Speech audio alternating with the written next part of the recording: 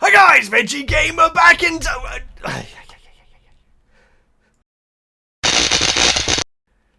Hi guys, Veggie Gamer back. Okay, let's like pull the curtains back just real quick, guys. You know, have you ever noticed that at the start of my video, I often go like this? It's because I press play and I've forgotten to move my microphone. I basically do that every single video that I put out, so I apologise. But that's enough of that though, guys. We're here finally to check out Harry Potter and the Chamber of Secrets. Guys, we're doing 4 chapters today because I was advised that there's quite a lot of old ground gone over in the first couple of chapters. It's a good choice, guys. The first 2 chapters are relatively short, and then we get into some big changes when we get into chapter 3 and 4, guys. Some very interesting changes. So we'll be covering those soon.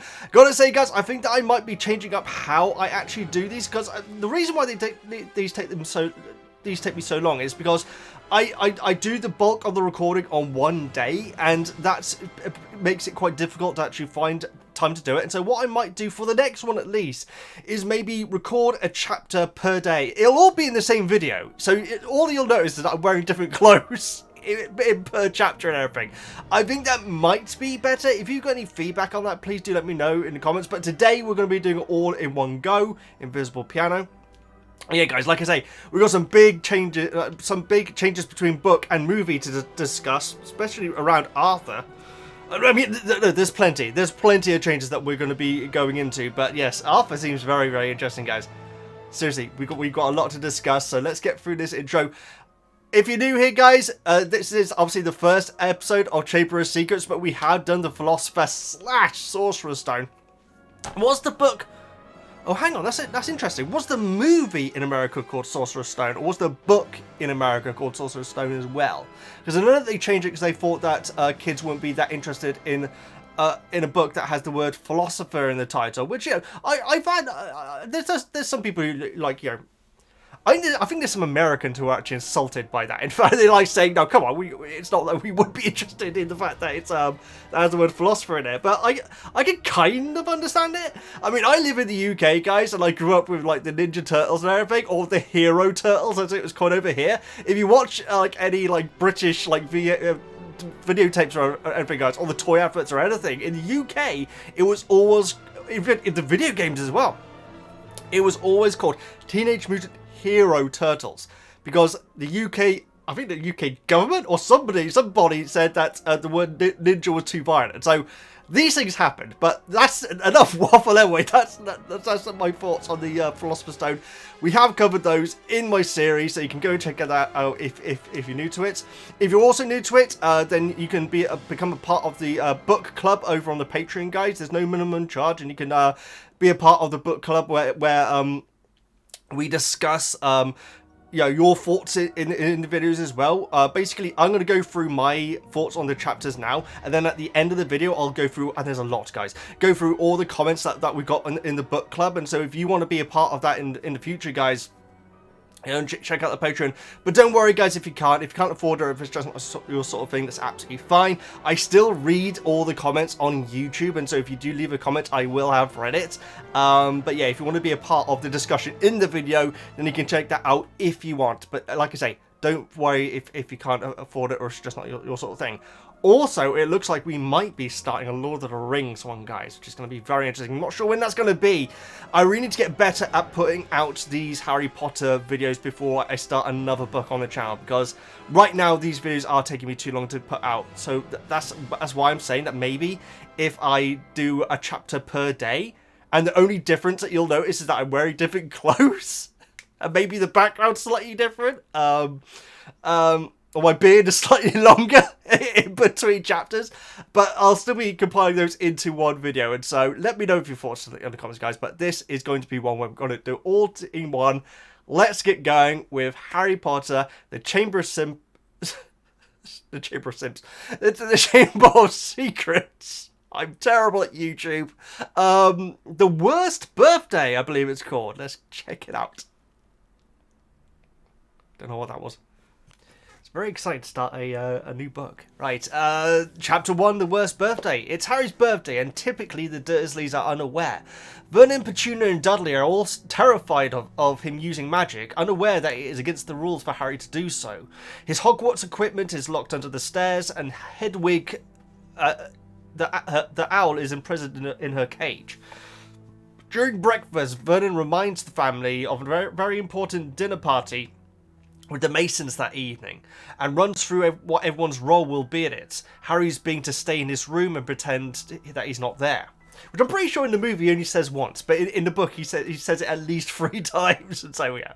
Anyway, Harry goes out into the garden, thinking about his friends Ron and Hermione, who have appeared to have completely forgotten about him, not sending a single letter all summer. Suddenly, Harry sits upright when the bush that he's peering at appears to look back at him.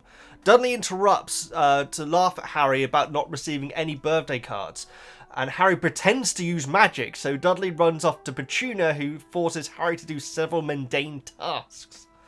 After a hard, boring day of work and rushing dinner, Harry goes up to his room hoping to collapse on his own bed, but he is surprised to see someone sitting already there.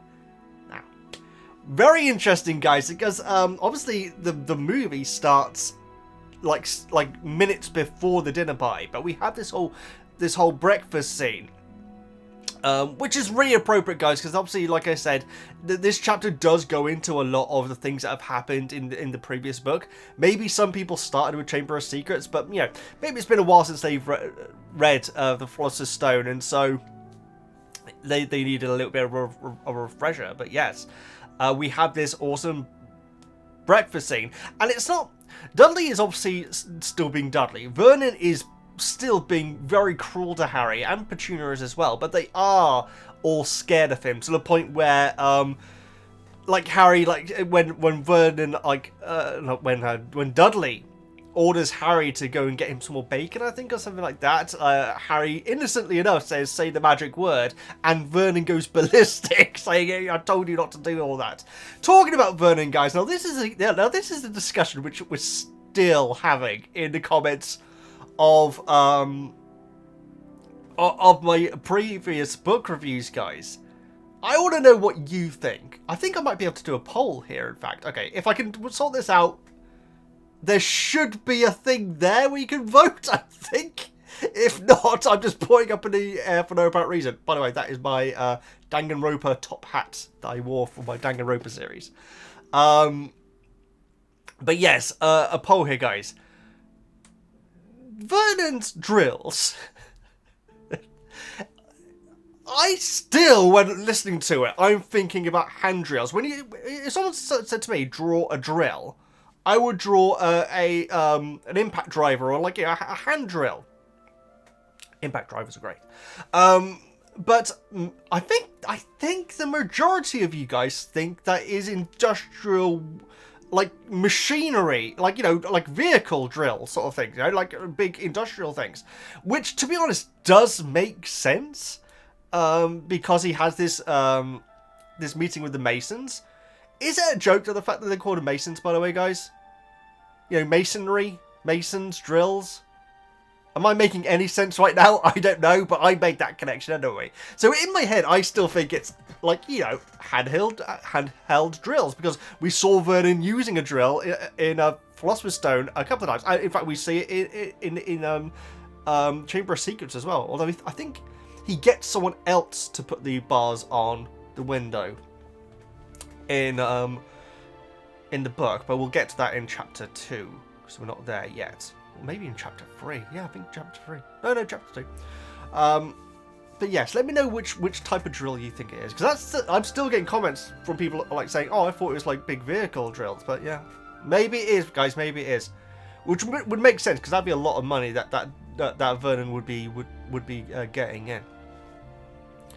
It's interesting that the book is starting at breakfast, guys, but we still start off with a conversation where Vernon basically says, if you can't control that bird, like basically word for word what he says in the movie. But obviously in the movie it's that evening, but we have the discussion about the fact that Hedwig cannot be let out of her cage and everything, which is horrible. We do hear about how Harry's equipment is under the stairs, because in the movie, I think he like pushes a trunk into the car, doesn't he? Which you just presume has all his gear in. But yeah, the fact that it's actually locked away in the book, opposed to just being in his room where he is going to be locked soon. Again, we're getting ahead of ourselves. Dudley definitely does seem fatter and dumber in the book, guys. It really makes a very big thing about the fact that he is very large in the book, and he really says some dumb things. I feel like in the movie, I certainly like Dudley more in the movies at this point, because I think that later on in the movies he definitely does seem dumber. In fact, by the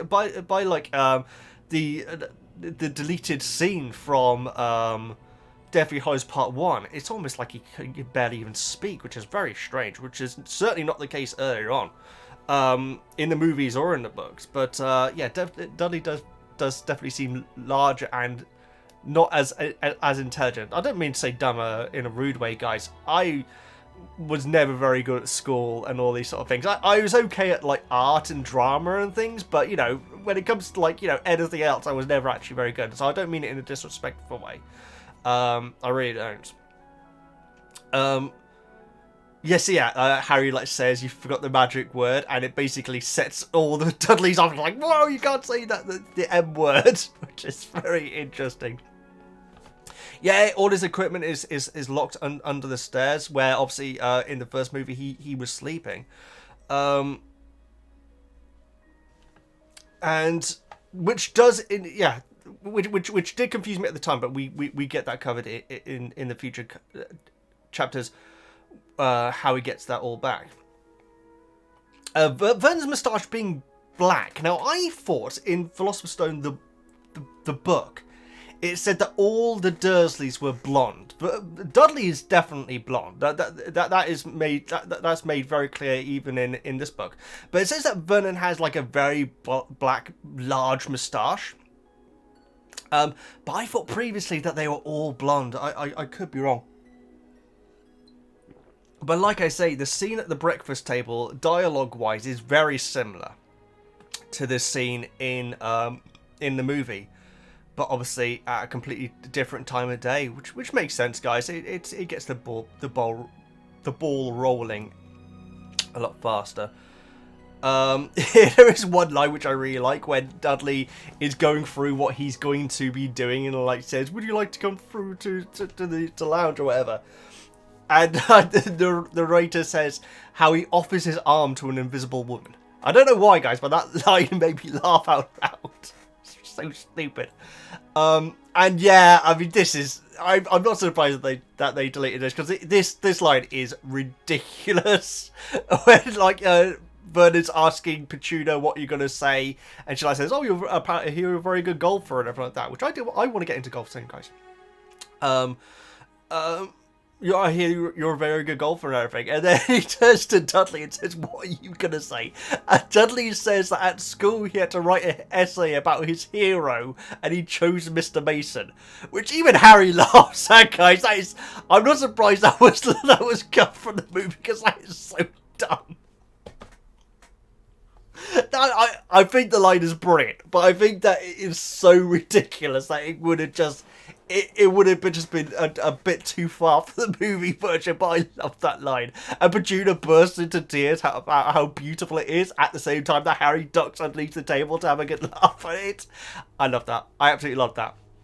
So yeah, we're talking about this big dinner party that's coming up that evening, and like Vernon like says that that he's basically got it in the bag, this deal with selling whatever type of drills it is that he's selling. And he says that this time tomorrow we'll be looking for holiday homes in Majorca. And this is just a little detail that I care about, guys. As soon as I got to that, I thought, hang on. We've heard about Majorca before. In Harry Potter. And we have, guys. I looked it up. And Yvonne, I'm pretty sure is Vernon's sister's name. That's where she was when Dudley's birthday was coming around. And so she couldn't look after Harry. Yes. And so yeah, interesting that the Dursleys have this thing about Majorca. I say interesting. I probably don't know anyone who cares, but there we go. It's a nice little connection, I guess, with Majorca. Majorca, isn't it? I apologise. So yes, Harry's not got any letters at all from Ron and Hermione, which obviously we know about in the movie as well, as soon as Dobby turns up. But it mentions how Ron was planning on inviting Harry. Because at the end of the Philosopher's Stone, we have that. It's a great scene in the movie, guys, where they all turn up at 9 3/4 and go out into King's Cross. And Molly's there, and she even speaks with Vernon, which is bizarre and everything. And Ron there, like, says, hey, I look out for the mail. I'm going to be sending you an invite at some point. And so it's very interesting that is directly referenced here on the worst birthday straight away in the first chapter, how Ron never apparently sent that letter. I don't know if I went into it, guys. I think I must have gone into it, but I in the book I like that scene. I like the scene in the book where they get back to King's Cross and like they're all saying their goodbyes and everything. I think it's very nice. I do prefer the movie version. That is one bit which I think that the movie got right. That scene of them, I'm just thinking about it. That scene of them going off on the train away from Hogwarts and Hagrid waving them off and everything. It's such a beautiful way of ending it. The movie didn't need the King's Cross scene, but it's very interesting that that's getting referenced already so early in Chambers. But I think I must have gone into that in the previous video, but if I didn't, there's my thoughts on that anyway. So yes, Harry is actually not using a magic, even though the Dursleys don't know that he's not allowed to. Now, I'm guessing this is because he actually knows about the Ministry's rules and everything like that. I think that, yeah, no, of course he does, but he is actually strictly not using magic. I know that he could get away with magic because obviously, well, Hagrid uses magic, doesn't he? In Philosopher's Stone, and the Ministry don't instantly know about that. But obviously, that all changes what's coming up in the future chapters. But yeah, he's still not using magic, even though the Dursleys don't know that he's not allowed to, and they are all absolutely terrified of him. There's a bit where when Harry's sitting out in the garden, and he's like saying about that he wants to get back to Hogwarts, he wants to see Ron and Hermione and everything, and he also wouldn't even mind seeing his arch enemy. And in my head, I was thinking, oh, bloomin' Voldemort. Yeah, no, he's no Draco. It's so refreshing. It's so refreshing, guys, to have Harry be this. I think I used the word petty, which I know that a few of you took me up on. And said that the word that you guys would use was sassy. And I think you're probably right. But it is the fact that Draco is, I mean, let's face it, and we'll go into it in the future chapters, Harry is definitely living in Draco's head rent-free, which is a great term, guys. It is definitely the same the other way around. And that's such a departure from what Harry is like in the movies. It's so much better in the books because it's so much more realistic. The fact that he's referring to Draco as his arch enemy, not Voldemort, not the guy who actually tried to kill him, but Draco.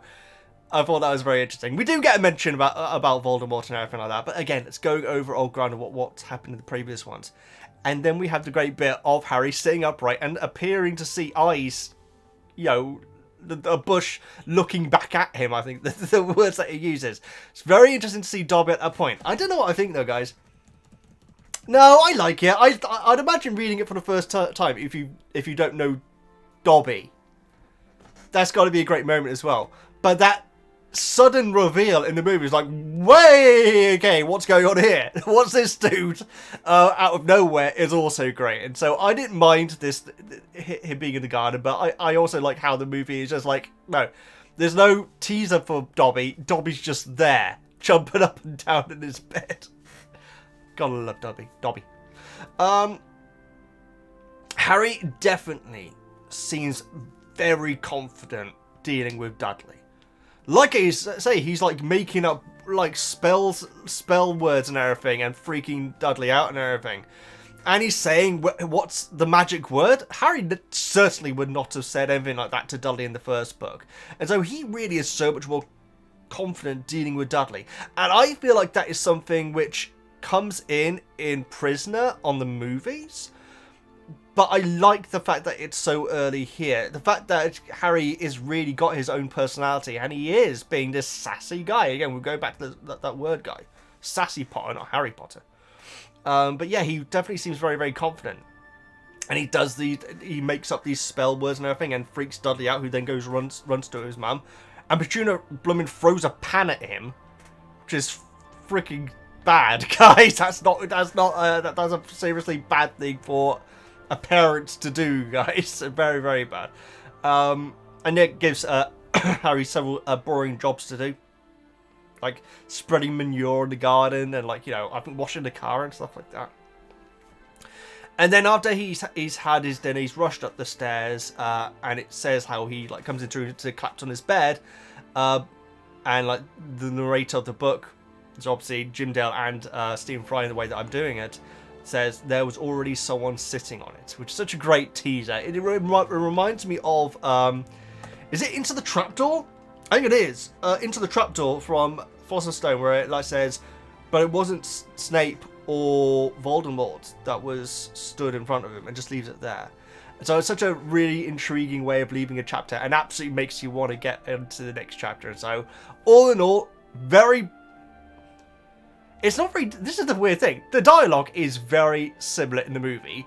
The setup for the scene is completely different. And so this is a fascinating way of doing it. I'm experiencing that whole scene again from the book. And so, yeah, awesome stuff. And yeah, let's get on to chapter 2. Dobby's Warning.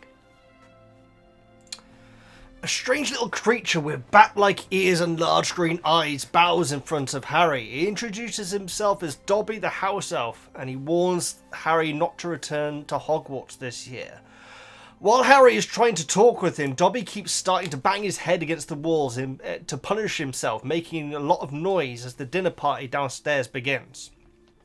When trying to explain why Harry must not return, Dobby grabs a desk lamp and starts smacking into his head, making enough noise for Vernon to come charging in, ordering Harry to stop making noise.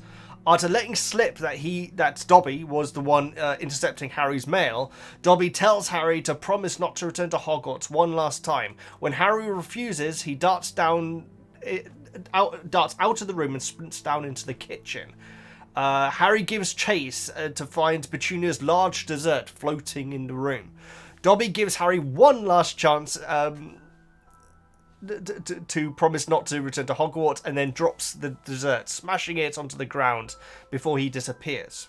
Furious, Vernon tries to explain this away to the Masons, actually says about how Harry's their nephew, while Harry cleans up the mess on the floor. Suddenly a barn owl flies into the house, making Mrs. Mason run out, and Mr. Mason chastises Vernon before leaving.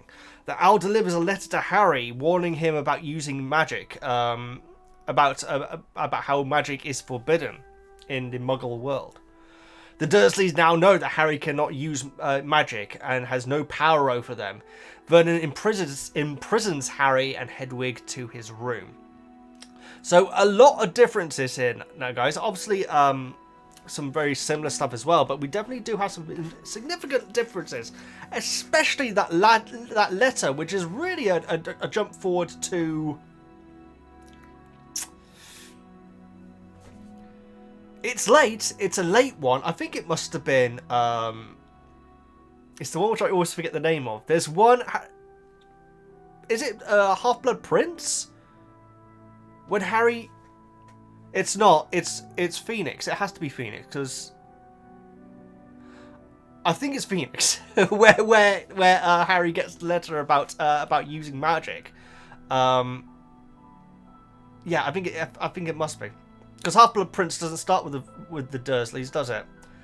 I don't know. We'll get there when we cover it, guys. But there is this whole scene of Harry receiving a letter from the Ministry, which is very interesting. Luckily, it wasn't a howler, because that would have been even worse for him. But let's go through my notes now. Now, it's very interesting, guys, because like I say, I don't know this will always be the case, I'm listening to both Jim Dale and Stephen Fry's versions of this.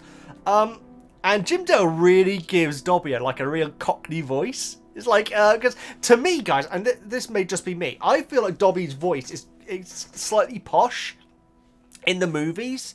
That might just be my opinion, but in Jim Dale's version, it's like a proper Cockney accent that he's giving. He's like, "Oh, Harry Potter." It's like very, very different. Again, Stephen Fry's version is more similar to the movies, but again, it's not quite the same as what was used in the movies. I still get confused how Stephen Fry's version was made before the movies as well, guys. But you guys have told me it is, and so when it comes to like little things, maybe Stephen Fry had more access to JK to ask about these different these like little aspects of it, but either way, Dobby's actually wearing what appears to be a pillowcase. Now, I'm not sure if that's ever exclusively said in the movies that he's actually is wearing a pillowcase. And it refers to when he's like starts crying about being allowed to take a seat and everything. It refers to Dobby looking like a very large, ugly doll, which is horrible. It's really nasty.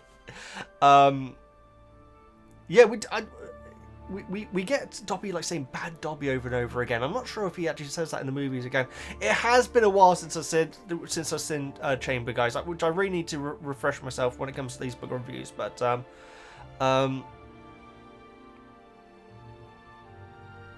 so yeah, it talks about. I mean, the thing. Sorry, guys, a little pause there. I've got so many little notes here, but it really is interesting because we're getting a lot of the setup for Dobby that we get later on. So in the movie, it's when Harry's in the medical wing, or whatever it's called, and we get that scene with Dobby where it goes into the fact that he's a house elf, that he works for like this a bigger family and everything. About the fact that he has to work for them until death unless he's given clothes and all these sort of things. This is all covered very early in the book, and it's a lot of information to cover. So I'm wondering if that hospital scene, the medical bay scene, is actually going to be in it. I'm very interested to see how much Dobby is actually in this book, because it may just be here and then at the end. Because we covered a lot of the stuff which is covered when Harry is in the medical bay. So yeah, it's very interesting that we get so much of the detail that we learn later on in the movie so early on here. So yeah, we'll see. Although you guys have been saying apparently Dobby is in the books a lot more. I don't know if that's specifically the case for Chamber though. So yeah, Dobby's talking about how great a person Harry is and everything, which is very interesting. Even going into saying how Dobby like admires Harry for like beating Voldemort and everything, which, considering who Dobby's owners are, it's very interesting. But then again, at this point, his owners are saying that they had the Cruciatus curse on them. So Cruciatus? No, that's not right. The other one. Imperius curse, I think that's right. So it's interesting that how Dobby is really like saying about how amazing it is that Harry beat he should not be named.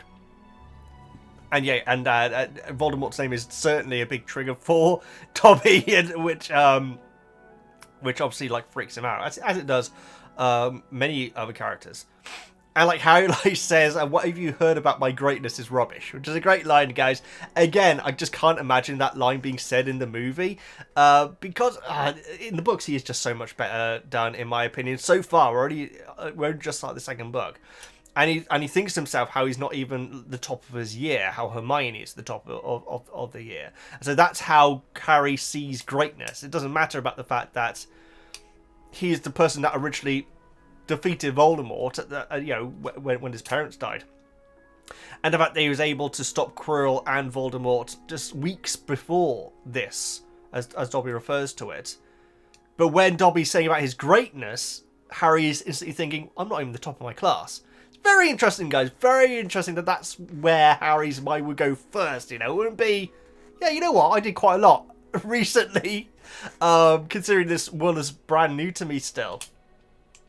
But when Dobby like is talking about his greatness, Harry straight away says that what have you heard is rubbish. Very interesting, guys. Very, very interesting. And so yeah, Voldemort and Dobby's like saying about how he's being very cryptic because Harry is like trying to get out of him who it is that is, you know, going to be causing trouble at Hogwarts and everything. And Dobby's basically like saying it isn't Voldemort, but it is or something. And Harry like says he doesn't have a brother, does he? Just imagine Voldemort with like a moustache and a monocle or something like that. It's amazing.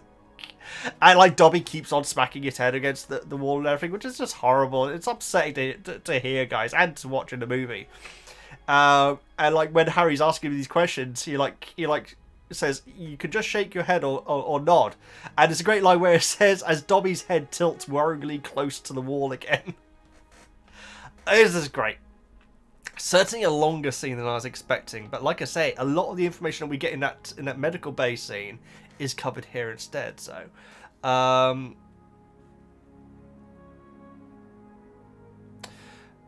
got powers no decent wizard would. Yeah, this is a line that Dobby says how there's bad things going on and like there are powers that no decent wizard would, and then stops and interrupts and starts smacking his head into things again. And I'm presume that is specifically talking about the unforgivable curses.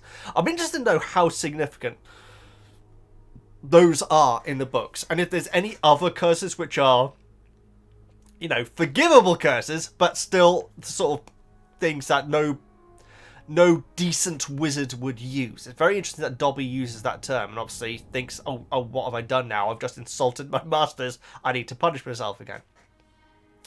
Vernon does come charging in. Harry's able to chuck Dobby into the wardrobe just in time and has the line, "You've just ruined the punchline of my Japanese golfer joke." Now, so I have had that joke explained to me now, guys, what that joke actually is. I was wondering if that was going to be a movie exclusive, guys, because if I was a kid and there's like a Japanese golfer joke, in fact, during my movie reaction, I was like, we need to look that up. If I was a kid, guys, reading this book, thinking, oh, Japanese golfer joke, okay, I'll look that up. You know, some young kids reading these books, guys, that joke is not for young kids. That joke is definitely not for young kids. It's blooming disgraceful, quite frankly. God. Yeah. And the fact that Vernon's telling it in front of Dudley as well, it seems a little bit strange. It is a messed up joke, guys. It's X-rated. Let's put it like that. So yes, I just can't imagine him saying that in front of Mr. and Mrs. Mason, but maybe they're into that sort of humour. I don't know.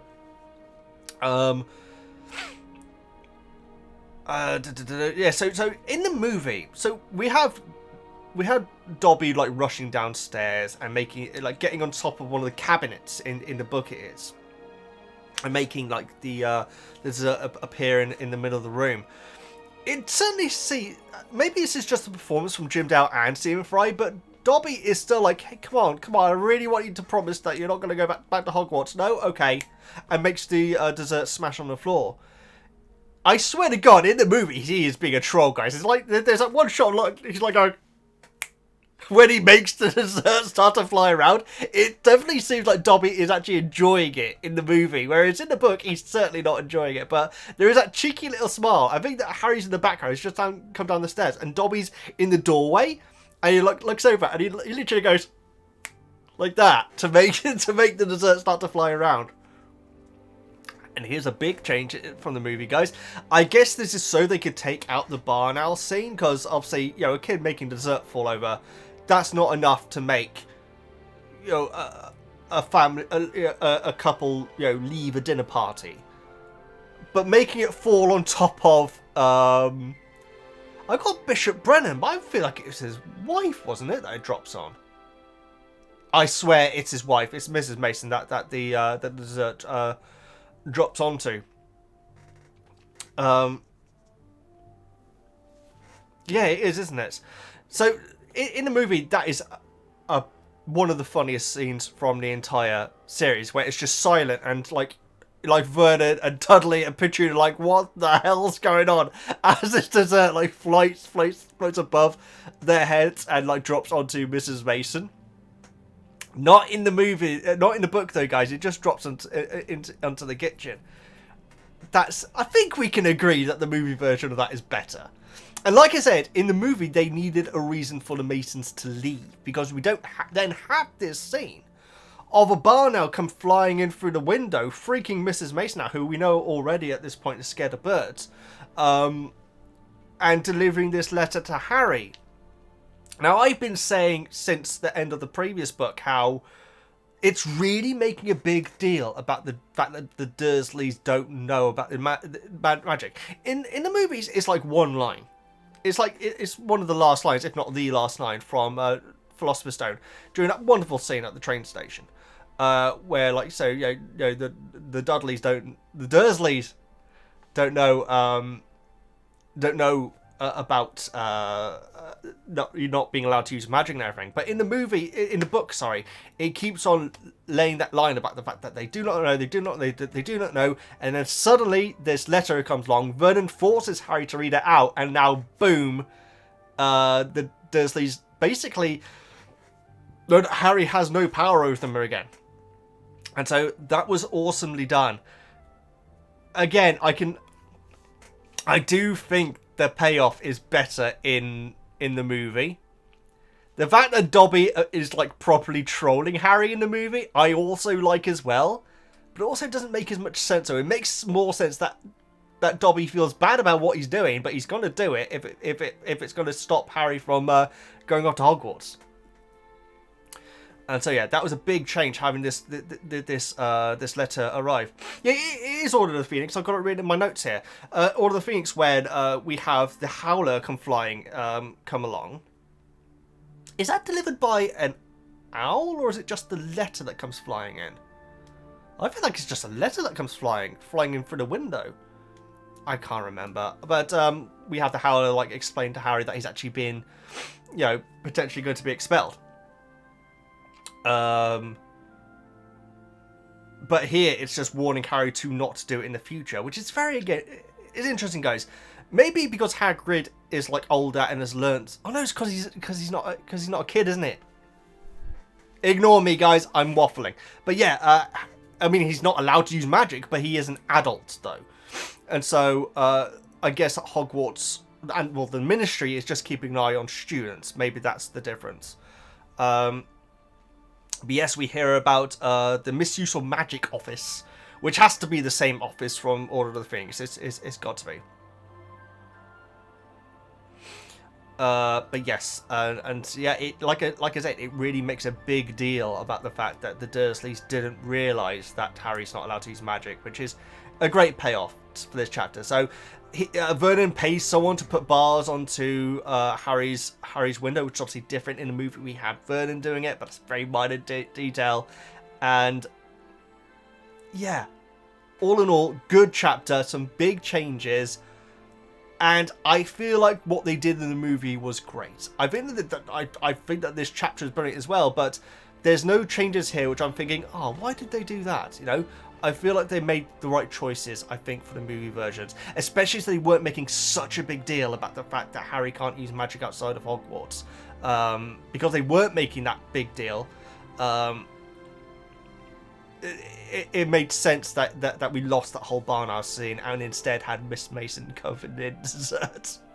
Which I still think is absolutely amazing. Awesome chapter. Let's move on to the third chapter, which is called The Borrow. Okay, so I forgot to mention how the previous chapter ends, which is weirdly how the first chapter ended as well. But Harry sees a face at the window, and so chapter 3, The Burrow. At night, Harry sees a face at the window. Ron with Fred and George are inside a flying car floating outside the window. Ron is angry at Harry and for not replying to any of his letters. He says how his father told him that the ministry had sent Harry a warning letter. George, which is very interesting, which actually explains why they're there, but we'll get into it. Fred and George are able to remove the bars and pick the locks off Harry's door. They venture down to collect his equipment. As Harry makes his way to escape, Hedwig panics and wakes up Vernon, who comes charging in, grabbing Harry as he tries to get himself and the birdcage into the car. Fred and George are able to pull them through the car and shoot off into the sky. I think it may have been Ron and George that pulled Harry, actually, because I think that Fred's driving, or maybe George is driving. Enough waffle. The car arrives at the Weasleys' house. Oh no, I skipped a whole bit, which is in the book and not in the movie. That's ironic. Harry brings them up to speed with the Dobby situation. The brothers speculate that it could be at the Malfoy's house elf, and tells him about Draco's father, Lucius, a previous supporter of Voldemort. The car arrives at the Weasleys' house and Molly clocks the group trying to sneak into the house. Furious, she reprimands the three brothers before serving them and Harry breakfast. She then orders the sons to denome the garden. Harry offers to help. When they're done, they hear Mr. Weasley arrive home. Molly gives Arthur an earful, I've actually written down an earful, about enchanting the car before pointing out that Harry has arrived. Ron takes Harry to his room. Obviously, I've summarised quite a lot there. We have a lot to actually discuss in the notes, but some big changes in this chapter, guys, and I mean, I think they're all great. I gotta say, when I was watching the movie, I didn't question why Ron was actually there with Fred and George, because at that point, the only information that they would have had is that Harry just isn't replying to his letters, which I guess, actually, I guess if Ron is very suspicious of that, then he would, like, you know, take the car out to see what's going on. But the way that it's left, I think in the movie and in the book, he's just thinking, oh, Harry's just being really rude, not replying to my letters. But it adds the fact that Arthur has told Ron that apparently Harry has received this letter from the Ministry warning him not to use magic, which absolutely explains why Ron would want to go and see what the heck's going on. And so that's better explained in the book than it is in the movie. Not that it was a problem in the movie. I can't say that at the time I even clocked the fact that there would be not that much reason for Ron to be there. To go and see Harry, I should say. Now we got a really nice bit which pays off later on in this chapter very nicely, where Harry says, "Well, you're having to go at me for using magic. You're in a flying car." And Ron says it doesn't technically count because his dad enchanted the car and he's just in it, or they're just flying it, I should say, because obviously Fred and George are the ones who are driving it. Which is very interesting because it does pay off very nicely with something that Arthur says later on, and it's clear that Ron and Fred and George are actually very similar to their dad personality-wise, and so we'll cover that when we get to it, where essentially Arthur uses the same half-assed excuse to get around a rule that apparently he wrote. But yeah, we'll cover that when we get to it. So yes, Ron, Fred and George can't use magic, which does make sense in this situation. But Fred and George have very practical Muggle skills. It's actually really cool. I really like the fact that they do this, where they actually pick the lock to get into the rest of the house and to get to Harry's equipment.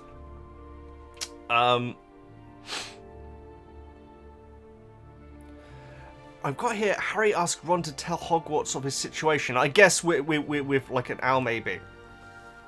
Explaining what the situation is with him being kept captive by the Dursleys.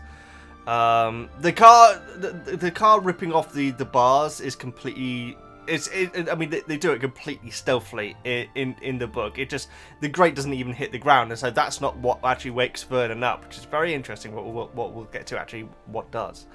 So yeah, Fred and George like enter the house and actually pick the lock, which is really cool. I would like to see that in the movie, but again, it's the start of the movie. If you want to keep things like, you know, rolling and like, you know, fast paced and everything to get people, you know, engaged and everything, I can see why they'd want to cut it down a little bit.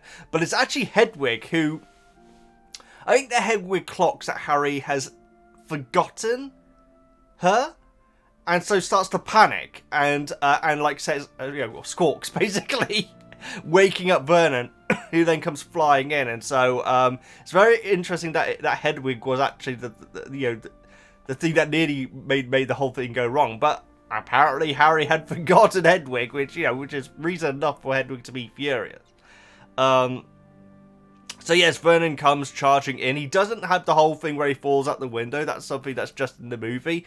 It's a nice moment in the movie, but in the book, they're all just like, you know, Petunia and Dudley and Vernon are just stood like aghast at what had just happened.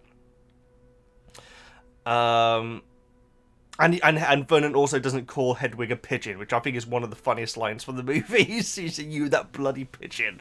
Yeah, that is not in this scene, unfortunately. Unless it is in the previous chapter. No, I'm pretty sure he said a bloody bird in the previous chapter. And Harry says, "See you next summer," to the Dursleys as they fly off. Now, this is going to be one of these things, guys. I've actually checked, because I know in the previous chapter I said, I'm not sure if Dobby actually says Bad Dobby. He does say Bad Dobby in the movie, guys. I went and checked. But yeah, Harry, I think he does say in the movie, "See you next summer." Because I think that in my head, I was always very confused on what happened after the Weasley situation. But they arrive at the train station with the Weasleys, don't they? Yes, they do. Yeah, of course they do. Because that's when they get in the car and give chase. And so I think in my head, I hadn't completely filled in the blanks of what had actually happened between Harry leaving the Dursleys and getting to Hogwarts. But no, he's basically staying with the Weasleys. So then we had this awesome missing scene from the movie, guys, where like the four are in the car. Harry lets Hedwig out the window so she can fly around. It's very, very nice, even after what she'd just done. And yeah, they discuss the Dobby situation, which is very bizarre. Like I say, Fred and George, like say, well, maybe it's the Malfoys, because he basically no, they say, "Do you have anyone who would want to cause you trouble at Hogwarts by telling you not to turn up?" And Harry says, "Well, this kid called Draco," and said, "Well, not Lucius's son." And so they basically get it in one. They get the fact that Dobby is Lucius's house elf, which, as I remember watching the movie, maybe I'm wrong with that. It is a twist that at the end of Chambers that Dobby is Lucius's house elf, right? Or maybe it is established before then. But it is very interesting that they basically get it straight away. They say, "Oh, it's probably Malfoy's." Unless it's different in the movie, which I can't imagine it's going to be. In the book, sorry. They absolutely got it in one. And they say how only old wizarding families and the rich would have house elves. Which obviously includes Sirius as well. From what I gather, I think you guys have been saying that there are more house elves in the books as well. So I'm looking forward to meeting them. Might even meet them in Chamber of Secrets. You never know. So yeah, they the brothers talk about their house and everything like that, and they say how there's a ghoul in the attic, which I'm pretty sure is never even hinted towards in the movies, because we see Ron's bedroom a couple of times in the movie, don't we? At the start of Goblet of Fire. And definitely on one of the Deathly Hallows, we have a scene. Yeah, I think before the wedding, in fact, where they're in Ron's room and everything. No reference to this ghoul at all, guys. There's a couple of things actually in this chapter. Actually, it says ghoul in the attic and gnomes in the garden. I'm wondering, this is just my prediction, and you can tell me right or wrong. I'm wondering, much like Peeves, if these are things which were cut from the movie but made the video game. I don't know about the ghouls per se, But the gnome scene that we're coming up to would absolutely make for an awesome early game minigame. So I'd be surprised if you were to tell me that gnome denoming isn't a minigame in the video games. I'm sure that it is. Let me know in the comments, of course. Now we've got Errol the Owl, and I wrote that down saying, oh, finally we know the name of the owl. But no, I think we do learn the name in the movie. As I remember, the first time that we hear the name of the owl, and I'm most definitely wrong, pardon me by the way, is when Hagrid, there we go, says that some bloomin' owl called Errol turned up or something, and Ron looks embarrassed. But I'm sure they probably did name Errol before then. We hear about Hermes, which is Percy's owl, which is very interesting. Percy apparently is acting very, very strange at the moment, which is very interesting, because Percy is basically a non-character in Chamber of Secrets in the movie, guys. He really has very little input. I think he literally just gets the mail from Errol and that's it. At the breakfast table, we find out that Arthur's job is the misuse of Muggle artifacts. I gotta say, in the book, this is a lot better how it's explaining the role of Arthur and the ministry and these artifacts and everything, because it's obviously building up to the book. Pardon me. That Lucius has. Because as I remember, during the movie, I think in the chamber, out of all of the movies, at the start, I was getting a bit baffled with what was going on. I think particularly when we got to Nocturne Alley. And, like, that whole chunk until, like, Lucius, comes into the bookstore. Into the bookstore, not the Dark Artifact store, which I do have the name of written down. But Borgin and Burks, there we go. That whole bit, I got to admit, guys, I didn't really understand what was going on in the movie. Whereas here, we're hearing about these artifacts already, so it's a nice setup to what's to come. I'm sure Arthur does talk about artifacts a little bit in the movie, but a lot we get some much. We'll get to it, but we have a lot more information in the book, which you'd obviously expect. We hear about a teapot that went berserk and basically started shooting hot water everywhere.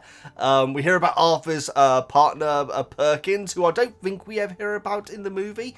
Again, I'd have to recheck it. It may be even because I know that we had that scene with Arthur, deleted scene from Deathly Hallows, where he's in the lift talking about, different people at the ministry and everything. Maybe Perkins gets mentioned there. I'm not sure. Perkins the warlock, it says here. But we'll be referring to that cutscene a little bit more in the next chapter, guys, because, wow, things kick off in the next chapter in a way which I wasn't expecting. So, yes, they get to Ottery St. Catchpole in Devon, which I don't think is a real place. I'm pretty sure it isn't. It sounds like a fictional place, but Devon is lovely. Just next to Cornwall. So the Weasleys definitely live in a very nice place. Nice area, I should say. And Harry clocks how the house appears to be originally a pigsty that's just been added bits onto, almost like in a sort of Minecraft, The Sims sort of way, where you're just building the house around a particular feature and everything. And so I thought that was really nice detail that Harry at least clocks.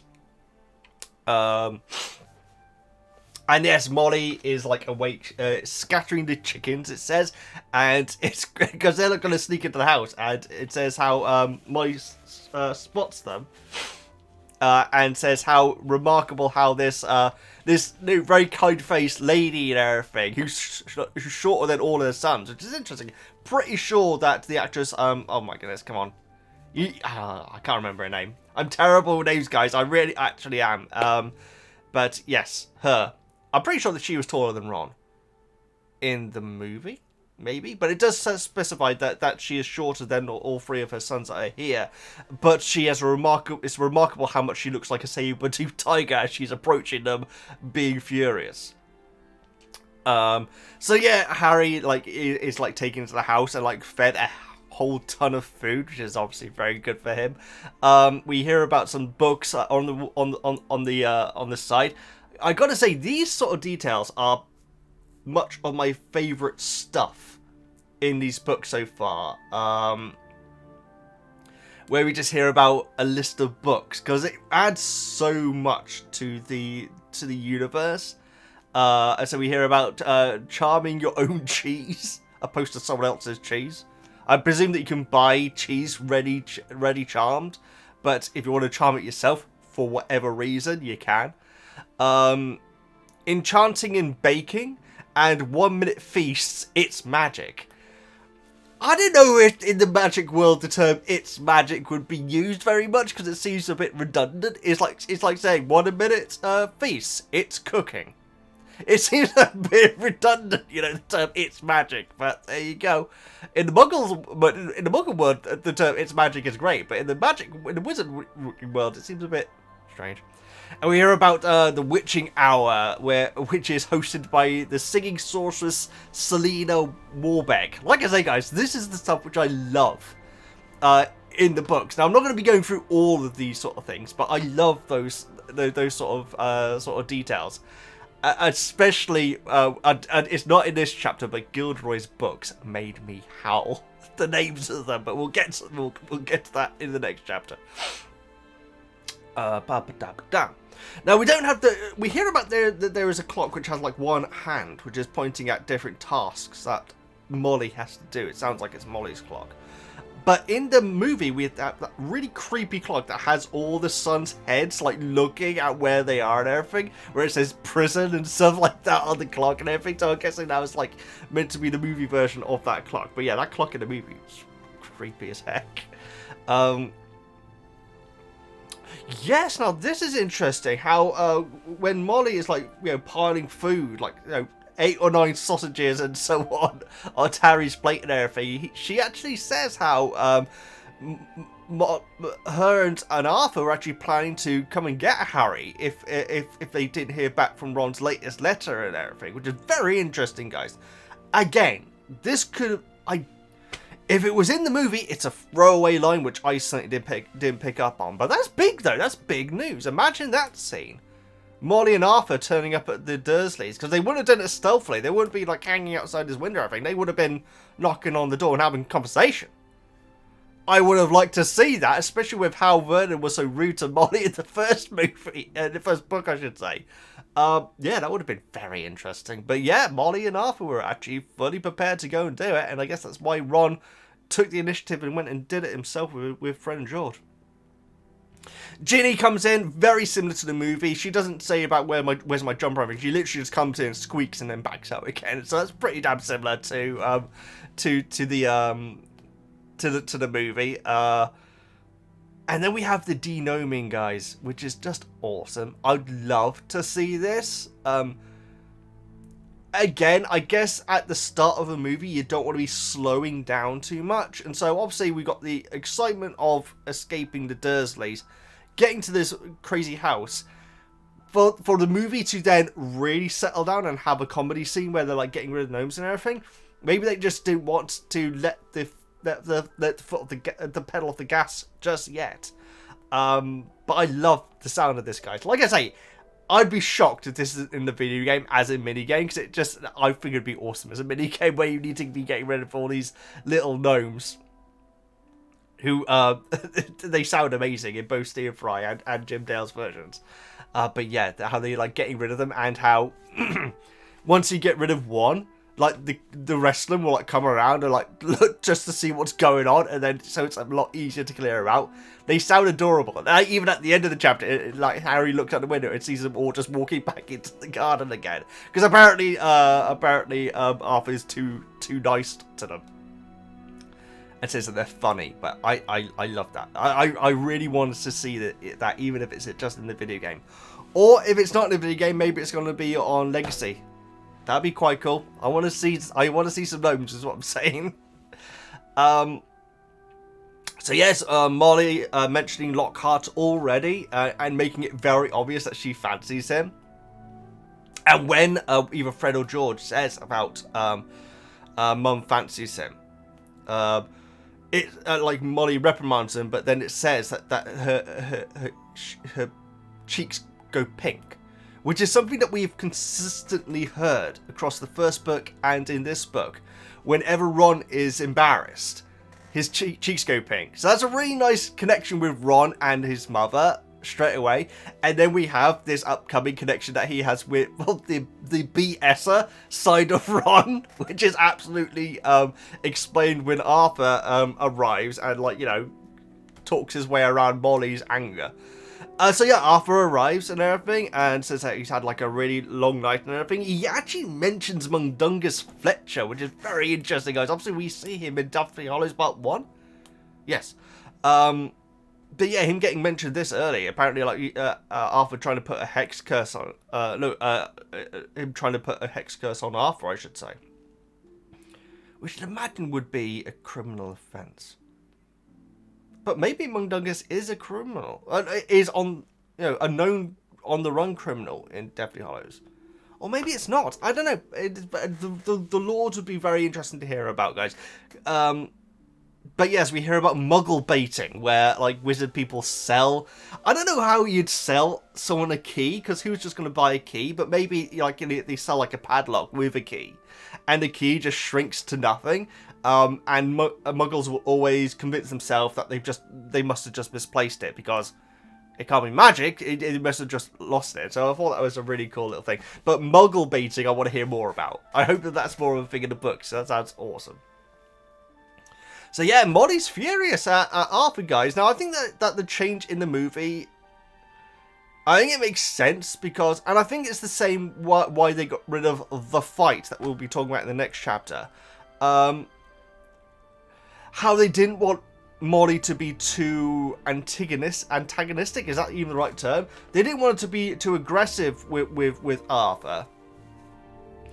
Because they want to absolutely establish that Molly is a lovable, nice person. And because she was pressed for time in the movies, you can't have her, like, you know, going nuclear at Arthur as well. She's already gone nuclear at friend George and Ron.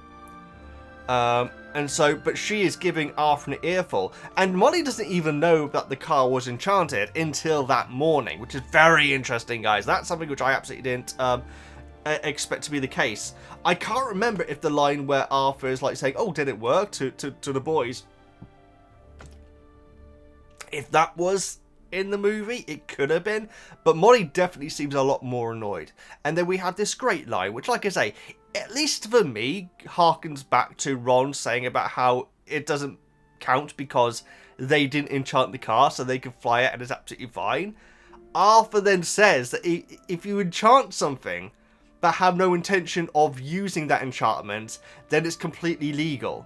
And Molly, like, says, well, you wrote that that loophole so you could get away with it, which is amazing. But that definitely, to me, makes Ron and Arthur seem like very kindred spirits. The apple doesn't fall far from the tree, is that what they say? I thought that was really nice. And also with Molly's pink cheeks as well. Sounded a bit wrong. That I really like that. How Ron is definitely his parent's son. I think that's the best way of putting it. So yes, like I say, Molly and Arthur's first interaction that we see here is very different from the movie. But I think that may have been just to soften down Molly. In the same way how Harry, at least in the first couple of movies, is basically the golden child who can do no wrong, doesn't have any angry thoughts about Draco or anything like this. They just wanted Harry to be the clean-cut babyface, if we're talking wrestling terms, without having, like, you know, thoughts of like screwing over Draco or anything like that. They wanted Molly to be absolutely, she is a lovely person who may be angry for a second, but then is just going to completely cool off. Whereas in the book, she's angry throughout this entire chapter, let's face it. So yes, Ron takes Harry to the room as Molly continues to give Arthur an earful. We hear about the Chudley Cannons, which is the team that Ron supports. I don't think I'm 99% sure that we do not hear about the Chudley Cannons at any point.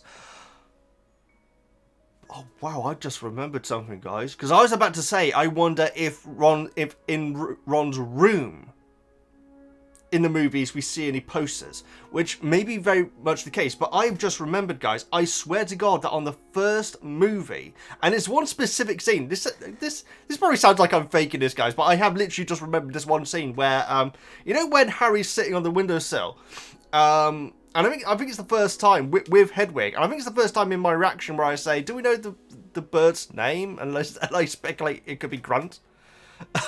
In that scene, I am 99% sure now that on a bed next to Harry there is a flag banner saying Chudley on it. That's very interesting that only now I've just made that connection whilst recording, guys. But when I was making my notes, I absolutely didn't. And so, yeah, I am absolutely sure that is there now. I'm probably wrong. I'll probably go back and see it says something else. But I'm next to 100% sure that is the case. We also hear about a book called The Adventure of Martin Miggs the Mad Muggle. God knows what that's about, guys. Maybe it's someone who's been made mad because he's discovered the Wizarding World, maybe? Because it had to involve the Wizarding World, you'd imagine. Or maybe it wouldn't. Maybe it's just like a mad muggle. And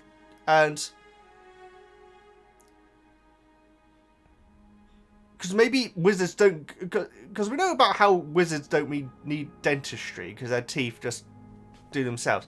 I guess in the same way how Harry doesn't need a haircut because his hair just, like, you know, automatically goes its way. Maybe wizard folk don't go mad in the traditional sense in all cases. Obviously, we know about Bellatrix and so on. And you could also say that Sirius, at least in certain scenes, seems pretty nuts in Prisoner of Azkaban. But maybe without that sort of imprisonment or anything. Oh no, Bellatrix would have already been mad before then. I don't know. I want to know more about Martin Miggs the Mad Muggle, is what I'm saying. But yeah, the fact that this book is about a muggle who's mad and may not have anything to do with the Wizarding World fascinates me. It really does. So yes, Harry looks out the window, sees the gnomes walking back into the garden, which is hilarious. Ron, so typically in Ron's character, is instantly putting his room down. He says not much or anything. In fact, he says that about his house when they first arrive. In the movie, you have, like, you know, when they're all inside the room and they're all, like, looking around and everything, and Ron's like, it ain't much, but he's smiling. He's still clearly proud of everything. But in the book, it does seem like as soon as they arrive to the house, he says, it's not much.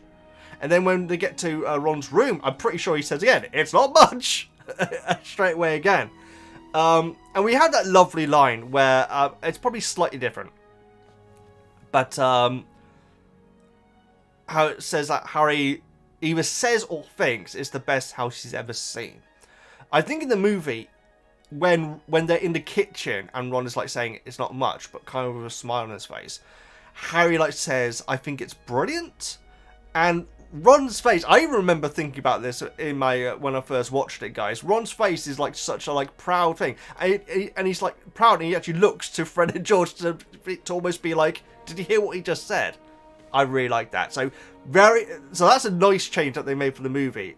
They played around with it a little bit, but in the book, it definitely seems like Ron is actually being a lot more like we know Ron is from the Philosopher's Stone, putting himself down so he can't get mocked. It's probably because of having to deal with people, well, not like Draco, but other people being snobbish in the past. And so he's just like, you know, he's putting himself down before anyone else can. And even with his best friend, he's thinking that there's a chance that Harry might do that. So Ron's a fascinating character. Loving hearing this side of Molly's personality. Arthur is definitely very similar to Ron as a personality.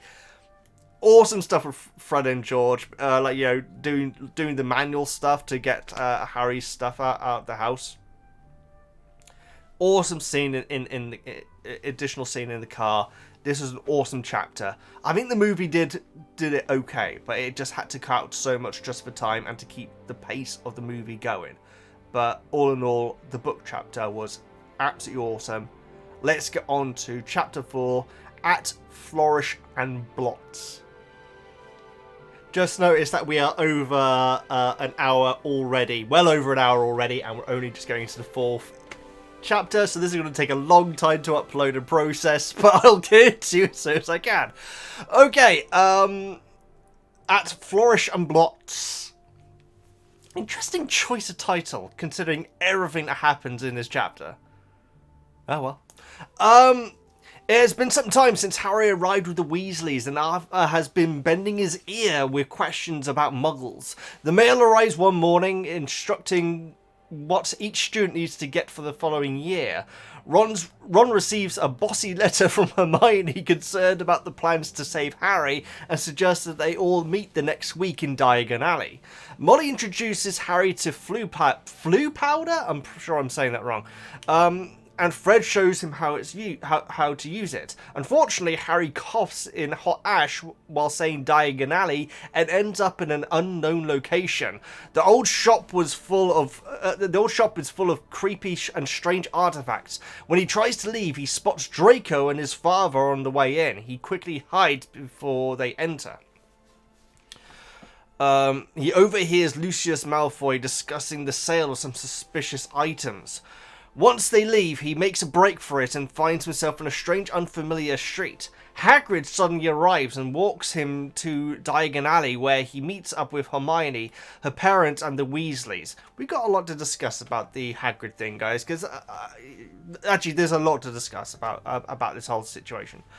After visiting the bank, a Joker shop, getting ice cream, and visiting several other shops, Harry, Ron, and Hermione head to Flourish and Blots for their books they need.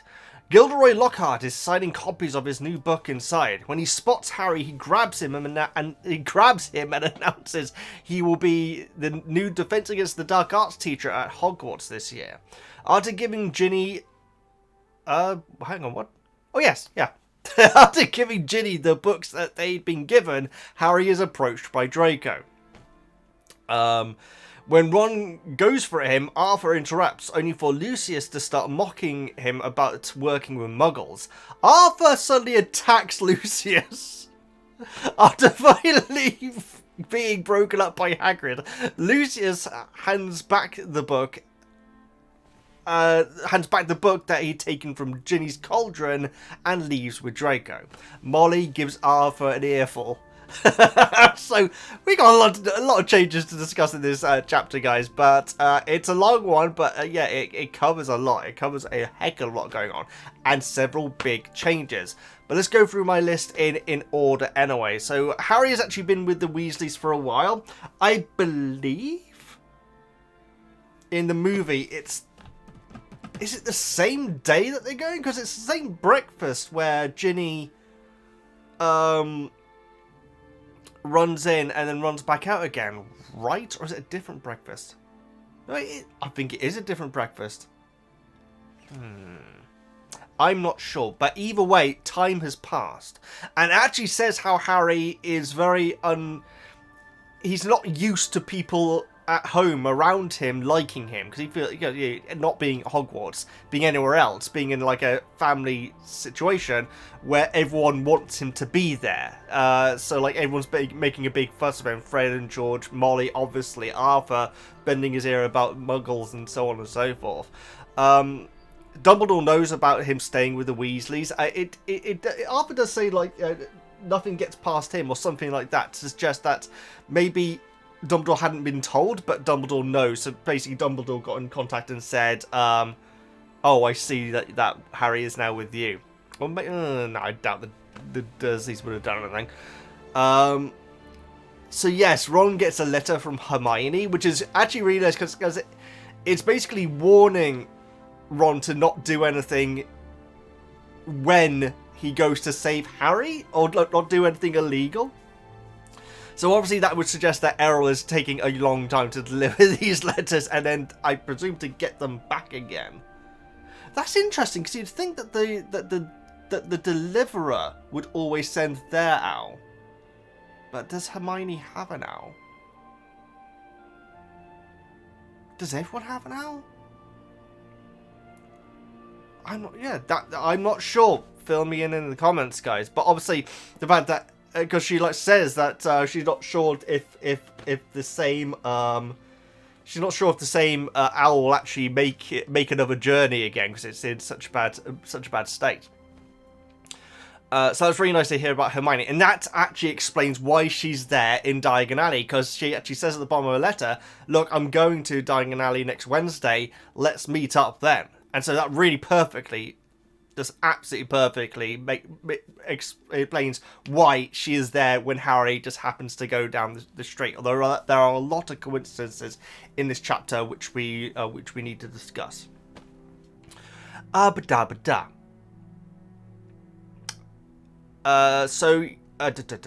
yes, so we hear about all the books that they need for the new semester, and it has one book which isn't by Gilderoy, but then we hear these ridiculous names. I've written down a few. I haven't written them all down because there's a lot, guys. But we've got the Year with the Yeti, Gadding with Ghouls, Break with Banshees, Holidays with Hags.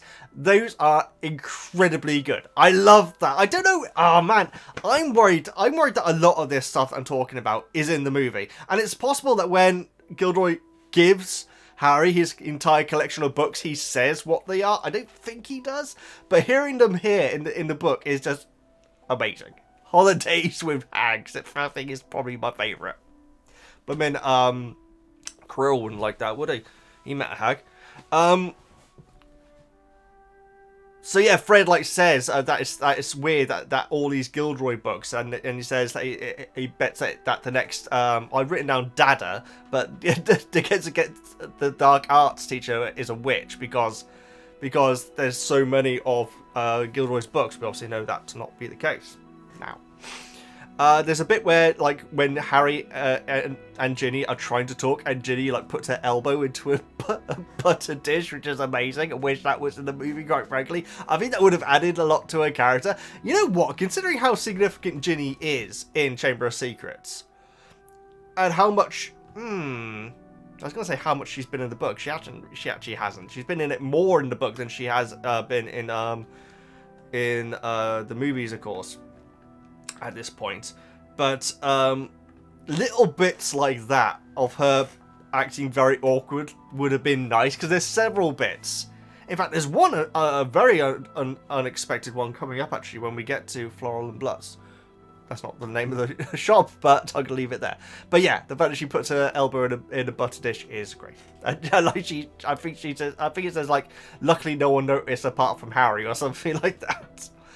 So yeah, Percy is still acting really sus, guys. He's hanging out in his room all the time, apart from for meals. Later on, we hear about the fact that he's I've got it in my notes. He's researching a book called Prefects that Gain Power. Want to be in. Oh, okay. Yes. Okay, I'm not even understanding my own notes. So the book is called Prefects Who Gain Power. And I think Ron says that he wants to be the minister one day. And so I guess that's all that's going on, is the fact that he's researching a lot. I'm not sure, but the fact it keeps on mentioning the fact that Percy just wants to be on his own doing something. And it's awesome to hear this, guys. I loved Percy in Stone. And it's great to hear more about him in Chamber. He is a character that is hard done by in the movies, quite frankly. The first time I thought that there was anything, going on, not madness or anything, but going on, with this, delusions of grandeur, I guess maybe the right term? That's probably a bit unfair as well. Is in Prisoner of Azkaban, and it is a throwaway line, guys, when the fat lady is missing from the painting, and he's going up the stairs saying, "Move out of the way, I'm head boy." And it just, even from the way that he said it, I thought, oh, so he's that sort of character. That's the third movie, guys, whereas we already know so much about Percy's personality at this point. It's awesome. I'm really enjoying hearing more about Percy. We find out that Errol can't sit on a perch. There is actually a condition that birds have where they can't sit on perches. I'm wondering if maybe that's what it's got. It mentions how Bill works for Gringotts in Egypt. Now, I am sure that is most definitely mentioned in the movies, but it is something that I missed, quite frankly. I know that in Azkaban, again, we see a picture of all the Weasleys on the front of a paper. Front of the paper? I think so. Like waving with the pyramids in the background of Giza. But yeah, so that would obviously just theirs. But I'm sure that is something that is explained. But when it said they actually worked for Gringotts, I was like, oh, did I know that? I don't think I actually did. So this is a connection which I didn't make, guys. And it's kind of, now I think about it, it's ridiculous that I didn't make. But this flue powder being in a chimney is obviously the same as the chimneys that we see in the Ministry in the later movies. And the fact that he comes, I believe, Harry comes out of a chimney in Borgin and Burke's. I could be wrong, but I think he does. Now, this is stuff which I just didn't notice, guys. I'll be honest, when I was watching the movie, this bit was, I didn't say it, obviously, but I was getting confused with what was going on. Because Harry was suddenly in a strange place, and then Draco's dad came in, talking about stuff which we hadn't heard anything about, because we didn't really hear about anything about, like, you know, Muggle artifacts and all this sort of stuff. Not Muggle artifacts, but, you know, things that Muggles shouldn't be having. And so on. So I was starting to get a little bit baffled, but the book definitely paces it a lot better, and so the fact that he's gone into into the chimney at the Weasleys and come out in Borgin and Burke's chimney, I didn't actually pick up that it was actually chimney related, guys, which is kind of stupid, but yes. So yes, then when Draco comes along, now I gotta say, I'm gonna say this now, guys. There is a lot of coincidences in this section, guys. Shall I go through them now? I guess so. The fact that Harry goes to this wrong shop that has all this stuff. The fact that Draco and Lucius are about to walk in.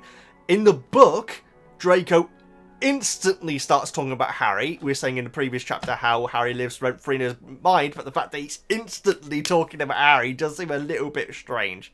Then, once Harry leaves, Hagrid, like, appears from nowhere and is like, hey, what's going on and everything. That is a lot of setup, guys. Now, I've speculated in the past that maybe a lot of the coincidences that happen in these books could be Dumbledore related. Let me know what you think, guys. Maybe I'm thinking too much about it, because this is Chamber of Secrets. This is still a book for young people, and so maybe I'm, you know, it's like watching something like, oh, I was going to say Button Moon, but you wouldn't know what that is. Well, no, so if you know what Button Moon is, let me know in the comments. If you do, that's awesome. But it's like, okay, yeah, perfect example. Like saying, like, a Pokemon, and like finding flaws in logic with the world and everything. It's all like, well, yeah, sure, you're gonna find flaws in logic because it doesn't matter in the world. It's not what's significant. So maybe I'm being a bit harsh there, but suggesting that it's all a bit too coincidental. Or it's coincidental for a reason, and Dumbledore has somehow pulled the puppet strings to make these things happen. Let me know what you think. But yeah, Draco is instantly talking about Harry the second he gets through the door. And quite frankly, Draco and Lucius's relationship is much different than I was expecting. Draco almost seems like a watered down Dudley. The way that he's speaking with Lucius. He's like saying, when you said you were going to buy me a present. The relationship in the movie is completely different. Now, I don't know if that is because of the accident that happened, which the actor Isaac, it's not Oscar Isaac, I can't remember his blooming name, but the actor who plays Lucius explained that he ad-libbed he ad-libbed a few times, but he ad-libbed, like, you know, slamming his cane down next to Draco's hand when Draco was about to touch something, but he accidentally embedded the cane into Draco, the actor's hand, and apparently he's, like mortified and really apologising, but, like, the guy who plays, Draco, who, quite frankly, is an awesome dude, guys. I've been sent some, like, Instagram videos that he's done and everything. He just seems like a brilliant guy. But as a kid, apparently was like, no, it's good for the scene. So maybe that's why Draco seems a bit more scared of Lucius in the movies than he does in the books. But that was striking. The fact, like, even when, like, Lucius is talking with the guy over the counter, Draco's, like, saying, can I have this? Interrupting Lucius's conversation. I don't see the movie versions of these characters having that. I don't think Draco would risk interrupting his dad doing any sort of business. Don't remember that. But yes, that was quite striking how different, how confident and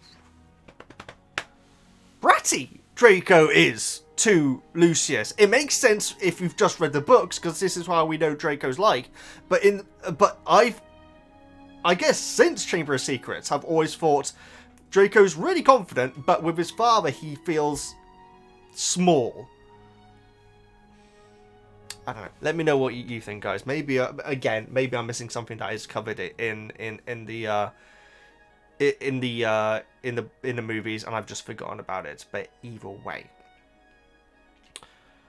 So yes, Draco instantly started talking about Harry. Which is a coincidence. Obviously, Dumbledore's not going to be influencing that or anything. That would be a bit much. But we hear about the Muggle Protection Act, which I think is something which is in the works and everything. I don't know how that is. I guess it would be if there is a wizarding item. The Protection Act would go in there, make sure that the Muggle is not going to interact with the thing, wipe their memory and get out of Dodge again. I'm guessing that's what the plan is for that organisation. Draco wants to buy the Hand of Glory, which is an amazing name for a thing. I think that's probably the hand that grabs Harry's hand, which that doesn't happen in the book. But Harry, like, is playing around with, like, stuff in the shop, and the hand grabs him. I presume that is the same hand, but like I say, that moment doesn't happen in the books. That's an addition, which is good. I think it's a good addition, because the shop's creepy, sure, but then you have something very bad suddenly happen, and yeah, I think that was a good addition, and it also includes the hand without having Draco having to be this more brattier version of himself.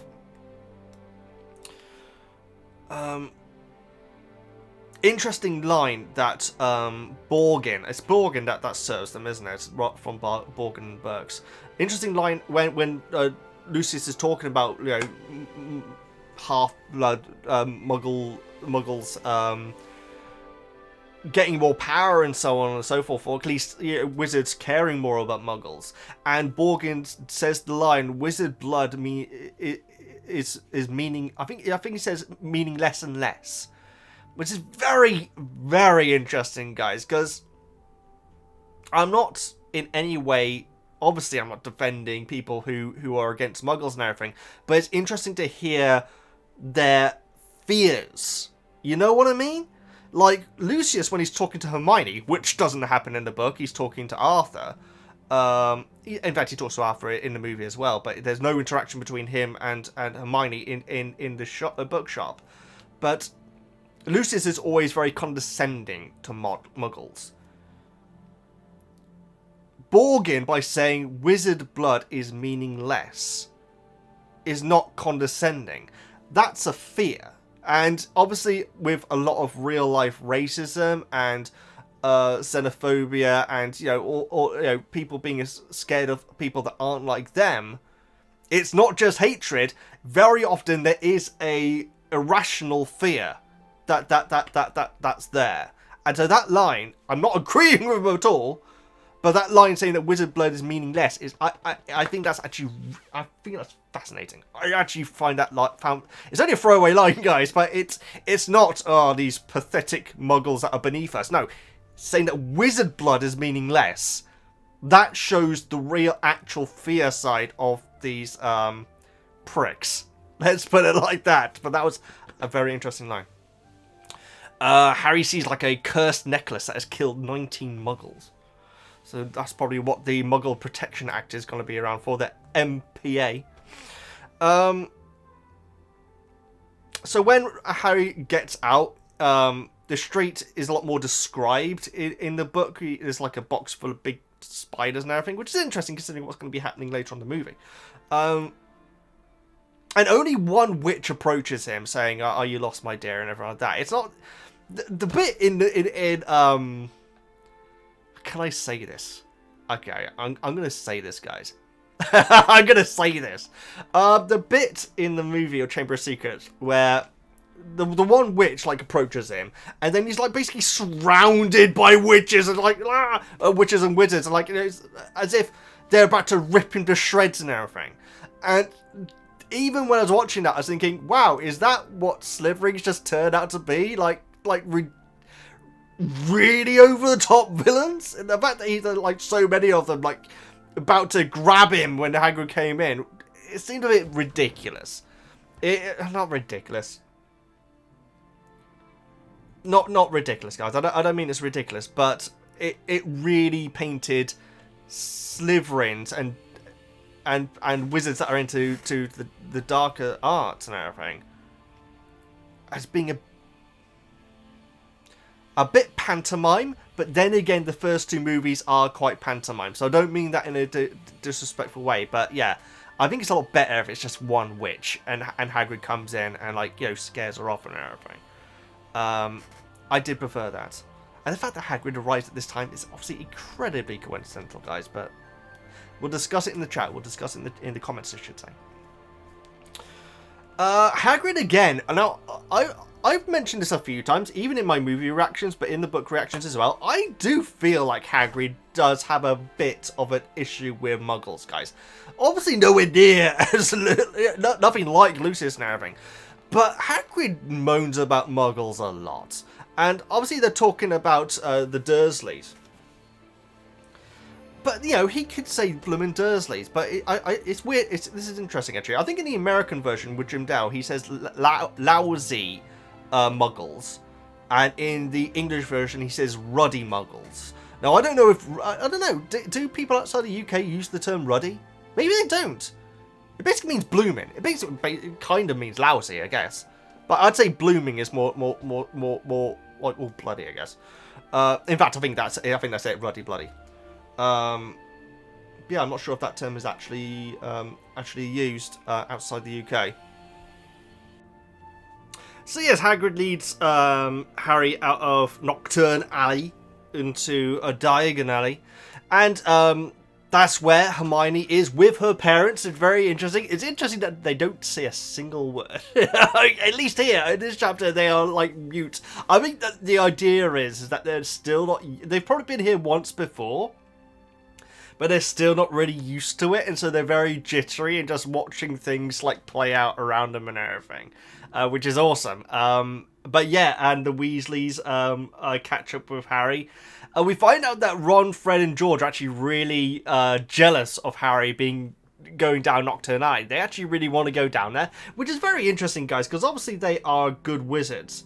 But I guess at that age, you want to at least see all the darker sides of the wizarding world. But it's very interesting that they actually really want to go down there, which makes that scene where, like, all the wizards and witches, like, you know, basically charge Harry a little bit more cartoony.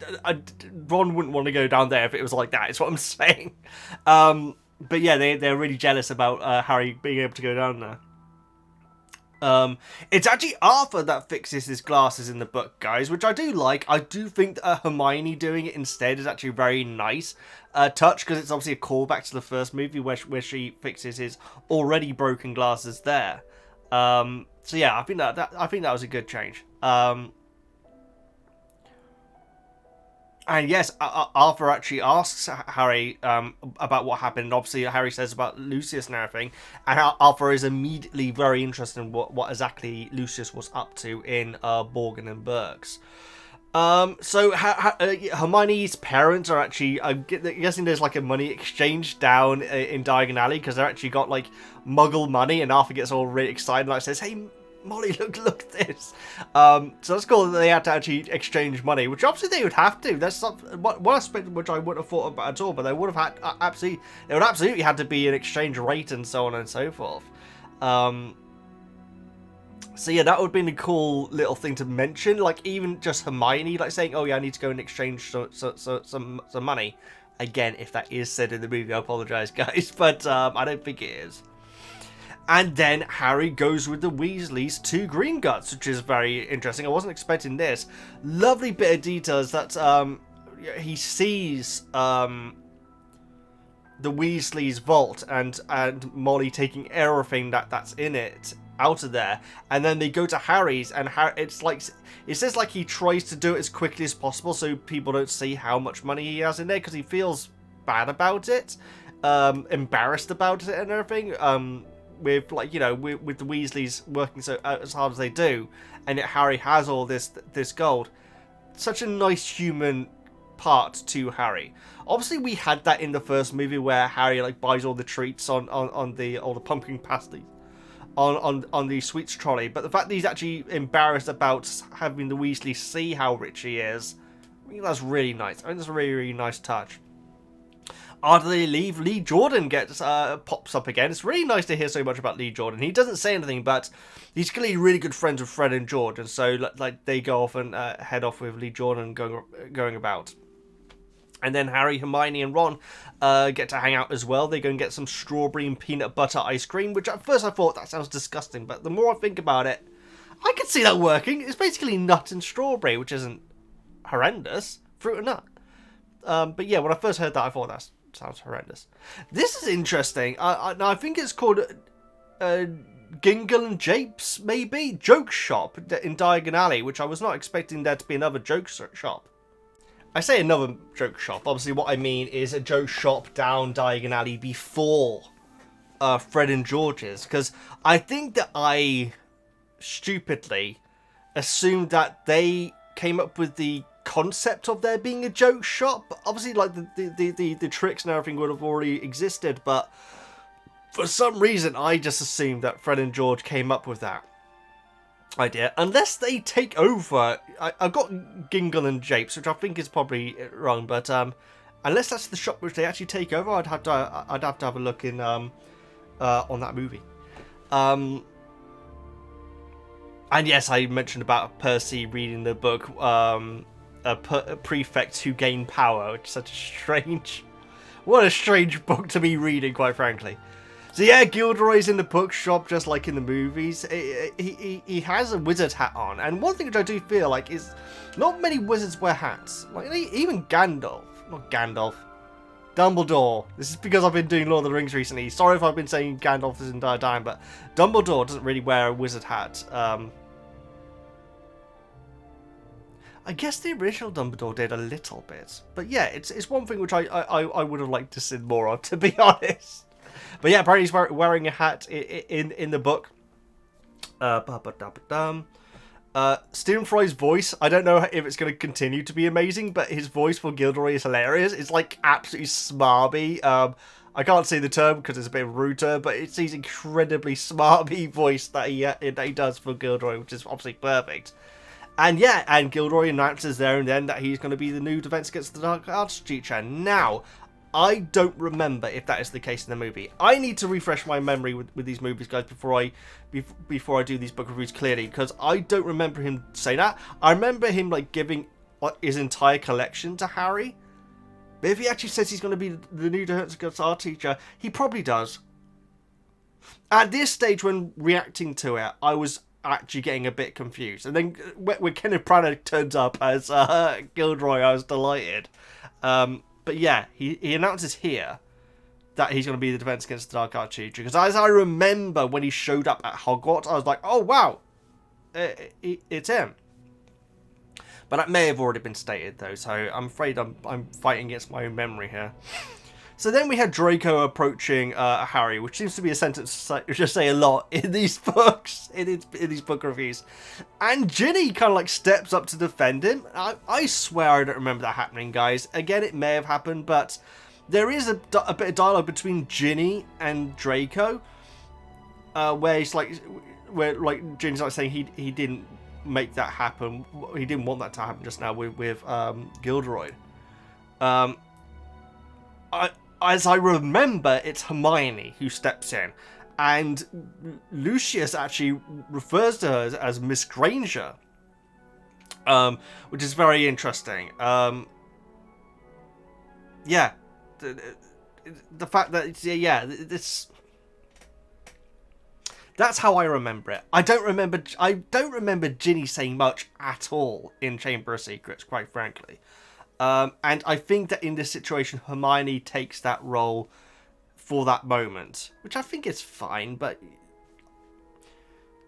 I feel like Chamber needed a bit more Ginny in it, and we'll see if that's going to be the case in the book. I feel like already it's been the case, especially with the elbow and the butter dish. And then we have Lucius talking smack to Arthur, and Arthur just goes for him, guys. Now this harkens back to what I was saying about Molly in the previous chapter, how they wanted Molly to just come off as absolute good guy and didn't want to be too aggressive earlier on because they didn't want to get the wrong impression. I think that maybe that's why they took it out. They didn't want Arthur to seem like an absolute nutcase by starting a fist fight in a bookshop. But it was amazing hearing it in the book, though. It was like one of these moments like, wait, really? What? This is happening? So Arthur and Lucius have a fight. Also, it would have made Lucius look a bit ridiculous already. And I don't think you want that, because he's obviously building up to be a very significant villain in this series. And if the second scene that he's been in, well, in the original cut, it would have been the first scene, wouldn't it? Him getting like roughed up and like his hair like flying all over the place and everything. Maybe that was the reason why they took it out. But the fact that they fight in a book, and it's because Lucius is talking smack about Hermione's parents, which is fantastic. It's great to hear that Arthur would do that. It actually really is. And I remember in the deleted scene that we're talking about earlier on from Deathly Hallows Part 1, where he's in the elevator and he comes out and Harry dressed up as, I can't remember, but something horn. It's not Longhorn. Gohorn? It's something like Crowhorn. I think it might be Crowhorn. Harry dressed up as Crowhorn, like, says about, the ministry's watching you. And Arthur turns around, and I've known this actor, like, for most of my life, guys. He used to be in a comedy show, which I mentioned in my movie reaction, The Fast Show. But he's done so much work since and everything. And I've always known him to be, like, this silly actor. You know what I mean? But in the way that he turns around, he looks like he's squaring up to Harry, and so it was interesting to see this aggressive side of Arthur, and I feel like that harkens back to that scene from Deathly Hallows, the way that he does. He's like getting in Harry's face, like saying, "Is that a threat?" Longhorn, Crowhorn. I think it's Crowhorn. But yeah. Awesome that Arthur attacks Lucius. I'd pay to see it, but it would maybe send the wrong impression about Arthur and make Lucius look a bit too stupid earlier on. But at the end of the movie, he's made to look stupid, but it may have been a bit too early for our new villain to, the Darth Vader of this movie to be made. Well, not really Darth Vader, but you know what I mean. Well, he kind of is. He gives Ginny the book, doesn't he? To be made to look ridiculous so early on. But yeah, it was awesome experiencing the book version of this scene. So different than expected. Dooby-dooby-doo. So yes, Lucius actually hands the book to Ginny. That's right. Because in the movie, I'm 99% certain that he just puts it back in the cauldron, where he actually hands the book to Ginny. And obviously we know what that means later on. So yeah, that is a bit different. And I mentioned earlier on how the Grangers, Hermione's parents, are like a little bit like taken back by everything, and apparently they are just completely shook by the fight that goes on in the bookshop. I guess because they don't know what could possibly happen. It's very interesting that it's a fist fight. And they don't like get their wands out and everything like that, but maybe they, oh no, Lucius always has his wand on because it's in his cane, isn't it? I don't think it mentioned the cane at any point. Maybe that's a movie exclusive. Oh, we'll find out. But yes, Hermione's parents are definitely spooked by this whole situation. Fred says how Lockhart was actually asking the guy from the Daily Bugle to it's not called the Daily Bugle, is it? Oh no, the newspaper. To add it to the story of Gilderoy being there, just so it like gets some like free publicity, which is so Gilderoy. I love that. Obviously that can't be in a movie because the fight doesn't happen, but that is so Gilderoy. That really is, to like just get that tiny little bit more attention from something that he had nothing to do with. Daily Prophet. There we go. Arthur is asking Harry about how bus stops work and everything like that. Throughout these two chapters, he's been asking all these little questions about like the Royal Mail and phones and things like that. And Molly is like increasingly annoyed each time that he's doing it, which is, Molly and Arthur seem like the best married couple ever. When we see them, I think, at all in the movies. They just seem like a really sweet, loving couple. But Molly is clearly frustrated by Arthur sometimes in the book. And so I think that's really cool. It's nice to see that side of her. And I can kind of see why they changed it. But Arthur definitely seems like a really good character in the book. That's these chapters done now, guys. This video is going to be flipping huge. Let's move over to the book club.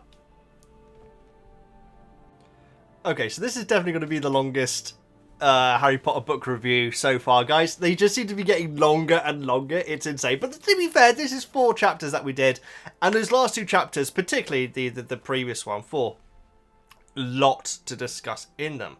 But guys, if you go to the Patreon page, you can back the Patreon for as little as you want. There's no minimum charge, and you get access to the book club, as well as the movie reactions and the TV reactions that I do. Obviously, you'll need your copy to sync up to for those. But for the book review, you don't need anything to sync up. You just need your thoughts. And so, if you want to back the Patreon, you can, guys. For as little as you want, and you can get your comments read out in this video. This is what we call the book club section. And we got a lot of comments to get through, guys, and so let's get started. Anne-Marie, I've got to say now, I apologise for reading anyone's name incorrectly, because I'm terrible at reading names. But Anne-Marie, I'm pretty sure I'm getting that right. I really enjoyed the banter between Dudley and Harry. I feel the movies just gloss over their dynamic. Yeah, I agree, and I did say at the in chapter 1 how Harry really does seem a lot more confident already dealing with with Dudley. I think that might be because the movie is really the book is really pushing this idea that Harry has power over the Dursleys because they don't know he can't use magic. Obviously, that is the case in the movies, but it's not mentioned over and over and over again, and so I think that's probably why. And it definitely makes that deleted scene at the end of at Deathly Hallows, I should say, even more sweet. Even though Dudley's acting weirdly in it, it's like when he's younger, he's a bit stupid, but then as he gets older, the character really changes, in my opinion, in the movies at least.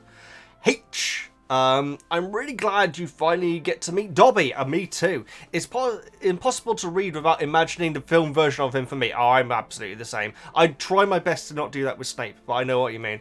I didn't like how they reduce his role so much in the films. Yeah, I have heard about this, but I did like his look and his voice. Yes, the voice is absolutely brilliant. Like I said, Fry's and Dale's are very different in the audiobooks, particularly Dale's. But it's awesome as well, though. I think it's interesting how depressing the first chapter is. Harry is like someone who has started to believe everything their bully is telling them. Like, is that Stockholm Syndrome? No, it's not. It's good it's a good way to show how much Hogwarts and his friends are actually mean to him. I completely agree. That's such a very good point. I think which explains why he's not very keen to listen to Dobby's warning, since it involves not going back. Yeah, I know. I don't think there's any reality where Harry would be like, "Oh, really? Okay." That was never going to happen. How much Hogwarts means to him, it like means more to him than it does to Hermione or any other student, quite frankly. And so, yeah, it's true, the fact that that first chapter is depressing, because it's the parallel between Muggle life and the Wizarding World for Harry in particular.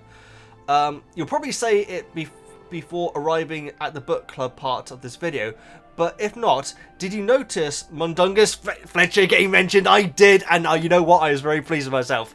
Nice one, H. Yes, absolutely. I was very, very, very pleased, because we only see him in. It's definitely always part 1, isn't it? When we first see him, yeah. Melina.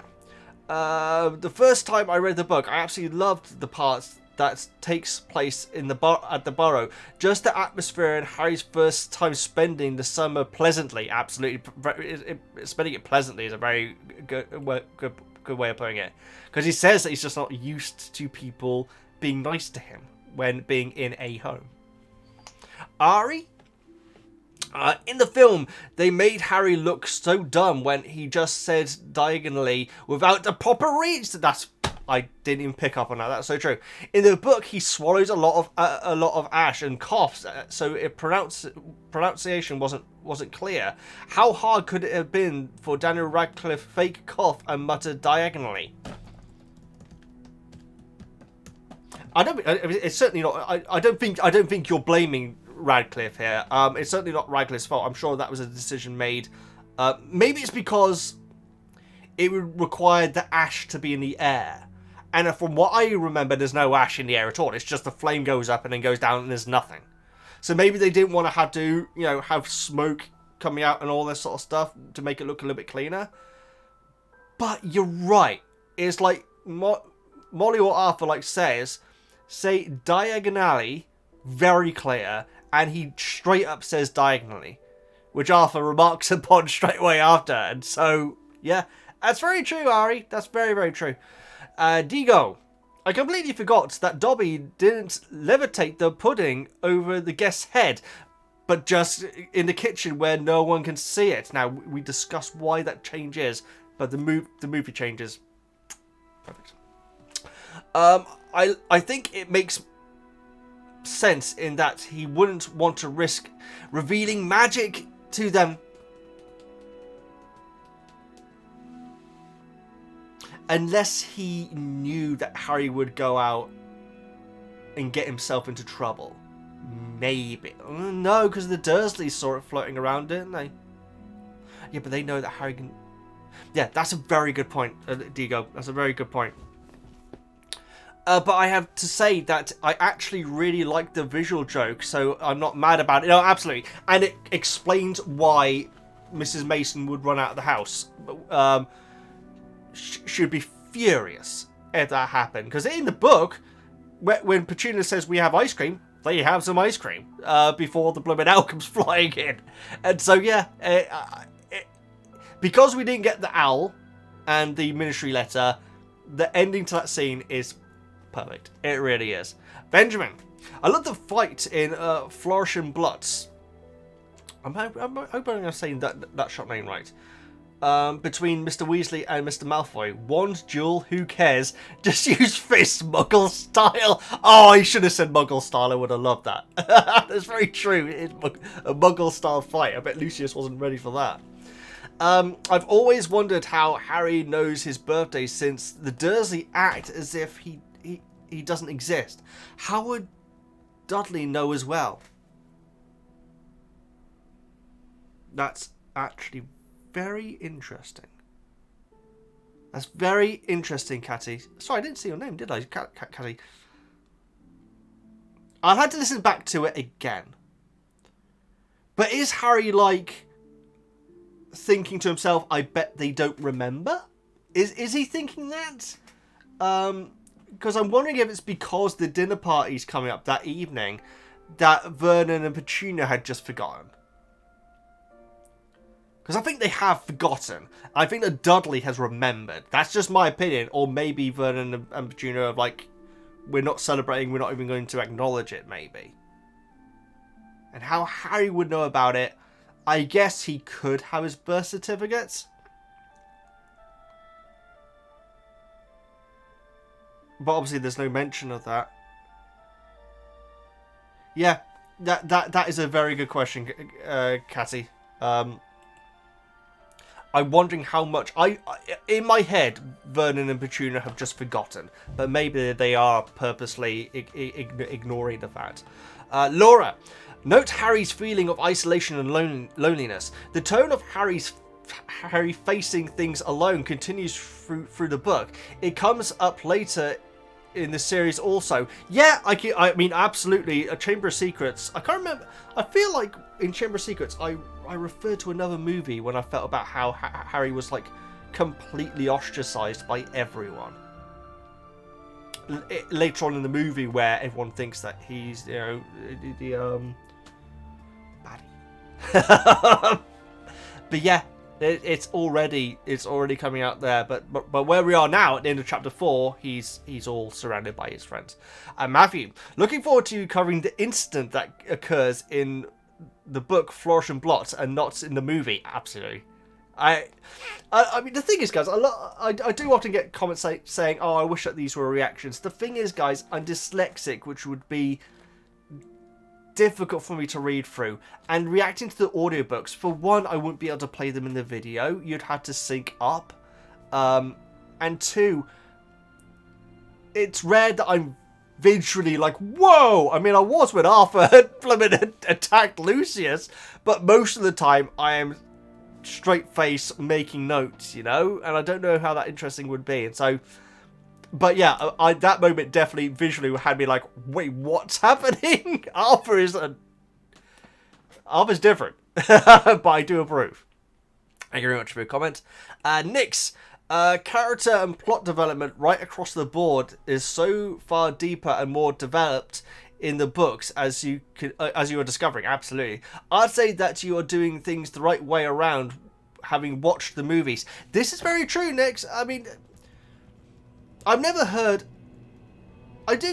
There is a minority of people who say that they really don't like some of the movies. I don't think anyone says that they hate all of them.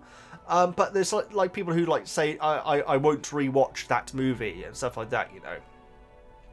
I don't think there's anyone the other way around who's like saying, I love the movies but hate the books. Obviously, if you're more into movies than books, there's going to be people who just haven't read the books.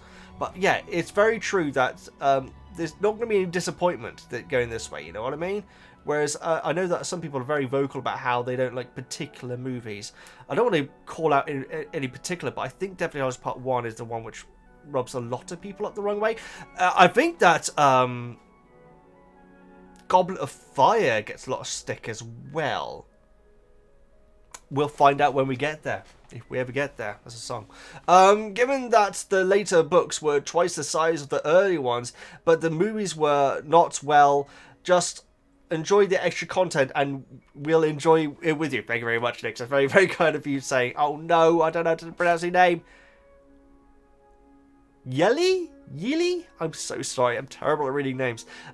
We get so much more Fred, George, Ginny, and the Burrow, which I'm always... And Percy. I love the twins learning to pick locks the Muggle way.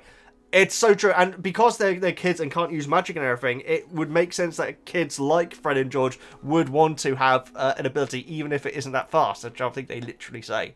Have you watched the movie again to refresh your memory? I haven't yet. And to be honest, this episode has really made me... Because several times I've had to say, I'm not sure if that was in the movie or not. Because quite frankly, the start of Chamber of Secrets did have me a bit baffled when I was watching it. I need to do that, though. Thank you very much for your comment. Jacob, I love how many things are mentioned in these chapters that are relevant later in the series. Oh, well. I guess I'll find out what they are, but obviously, you know, certain things, absolutely, we're already finding out. I was part of me thinking the cupboard that Harry gets into would potentially be this one from Half-Blood Prince, but I've looked at it and it's not. At least it's not in the movie, I don't think. Just a black cupboard, isn't it? But we'll see. Because it is that shop, isn't it? I think so. Look, love. Oh, sorry. I think it's AWR. Yeah, it must be. I love that the books give you so much more dynamic from the Weasley family, who take Harry as one of their own. Absolutely, and and they interacted differently with each other. Obviously, with Molly and Arthur in particular, but they really, really care about. I mean, Arthur is just like, you know, fanboying out about the fact that he's meeting someone who knows Muggles so directly, and Molly is such a doting mother because she knows what he's gone through. It's really nice. And of course with the rest of the brothers and sister, as we were saying just now in the previous comment. It's really good. Matthew, personally, I need to see the alternate timeline where every summer Harry gets to go to Mallorca, including how to fly from there to safety at the start of Deathly Hallows. Oh my goodness. Also, let's not gloss over the fact that Petunia straight up tries to wreck him with a frying pan. I know. Maybe, you know what, Matthew? I'm wondering that back when this book was written, that line wasn't so shocking. Because obviously back then you couldn't do that to kids, but now you can't do that to kids. Like, you really can't.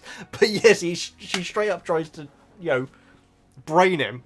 And yeah, that would be amazing. He actually got the holiday home, and that, yeah. But I guess that would mean that Dobby wouldn't have got him into trouble. So because Dobby was still taking his letters. So the rest of the story could still play out. Amazing. Great point, Matthew. Elizabeth, can we just take a moment to appreciate what great friend Ron is? Absolutely. He's so worried about Harry not writing back to him, and has obviously been voicing it to his family. Enough that his parents have promised to get Harry themselves if he doesn't write back by Friday. Very true. That line was like... That adds a lot of depth to the family's personality, let alone Molly and Arthur. But that's still not soon enough for Ron. And the twins understand that. Great friends, great brothers, great parents. Even, and great sister. I know you mean. Even if Mrs. Weasley does commit the cardinal sin of comparing her children to other siblings, she still loves them all. Cardinal sin of comparing her children to their siblings, yeah. Well, that's Ron's gig, isn't it? And I guess... I don't know, guys, I'm not a parent, but I'd imagine that, you know, a lot of parents do that subconsciously, obviously not wanting to do it. But yeah, very good point. Mika, what I love about the books is the story is understood through Harry. We see what he sees, hear only what he hears. That's true. Is that going to be the case for all of them? I guess it probably would be. Right? Oh, I can't say that. Can I? No, I shouldn't. I won't. It's very like a computer game, but then at some point something surprising happens, and you look at someone else's before going back to the ignore it. Right. Wait. So the plot only gets revealed as Harry grows up and starts asking the right questions. For example, Harry endures horrible abuse from the Dursleys. We all are left to wonder why, only to wait until Dumbledore and Harry talk about it in Book 7, which we'll get there. The entire major plot is revealed this way too, as is... oh, we're sure, okay. I was reading the last line of that sentence just in case if you said something which I shouldn't be saying yet, but you didn't though. So that's very, very true, Mika. And that's what I love about hearing about his thoughts with him thinking about Draco and everything. I think it's awesome. It adds so much personality to him. Tammy, I just love the book, Harry, and how he scares the Dursleys by muttering magic words and nonsense, magic words / nonsense. Also, I think it's better explains how the whole thing with the house elves works and why Dobby makes the dessert hover. In my opinion, it is not clear in the movie that Harry could be expelled for this. Absolutely not. Well, I mean, he doesn't get the letter, does he? That's very, very true, Tammy. But Dobby does go into detail of how house elves work and so on and so forth, which is covered later on in the movie after the Quidditch match. In the movie. And so maybe in the movie they didn't want to, what do they call it? Plot dumping, or whatever it's called, you know. They didn't want to, like, dump too much information about Dobby in a scene which could only last, like, say, a minute. Because it's a very funny scene. And in funny scenes, you've got to keep them short. You can't have, like, a really long funny scene, you know. We get some more background on Malfoy and the Weasley family as well, which I find very interesting. I could have done with that in the movie because, like I say, I was a bit baffled at that point when watching it. Since most of the things like Mr. Weasley's job doesn't get mentioned in the movies exactly. By the way, keep the shop Borgin and Burke in Nocturne Alley in mind. It will come up later in other books. Okay. Thank you for not putting any detail there, Tammy. Ryan's comment got deleted, guys. I don't know what it was. I see there's a reply, so maybe it contained something that it shouldn't do. But either way, thank you so much for your comment, Ryan. Unless he literally did just say deleted. In which case, Ryan says deleted. Predagai? I know you liked how much more Weasley content there. I know you'd like.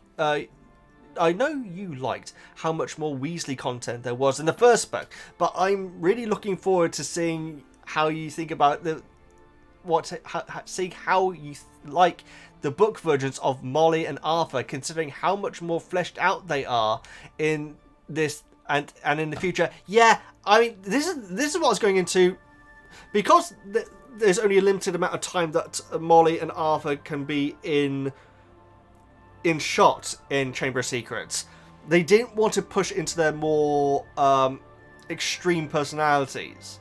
And so I think that's why Molly isn't giving Arthur an earful all the time.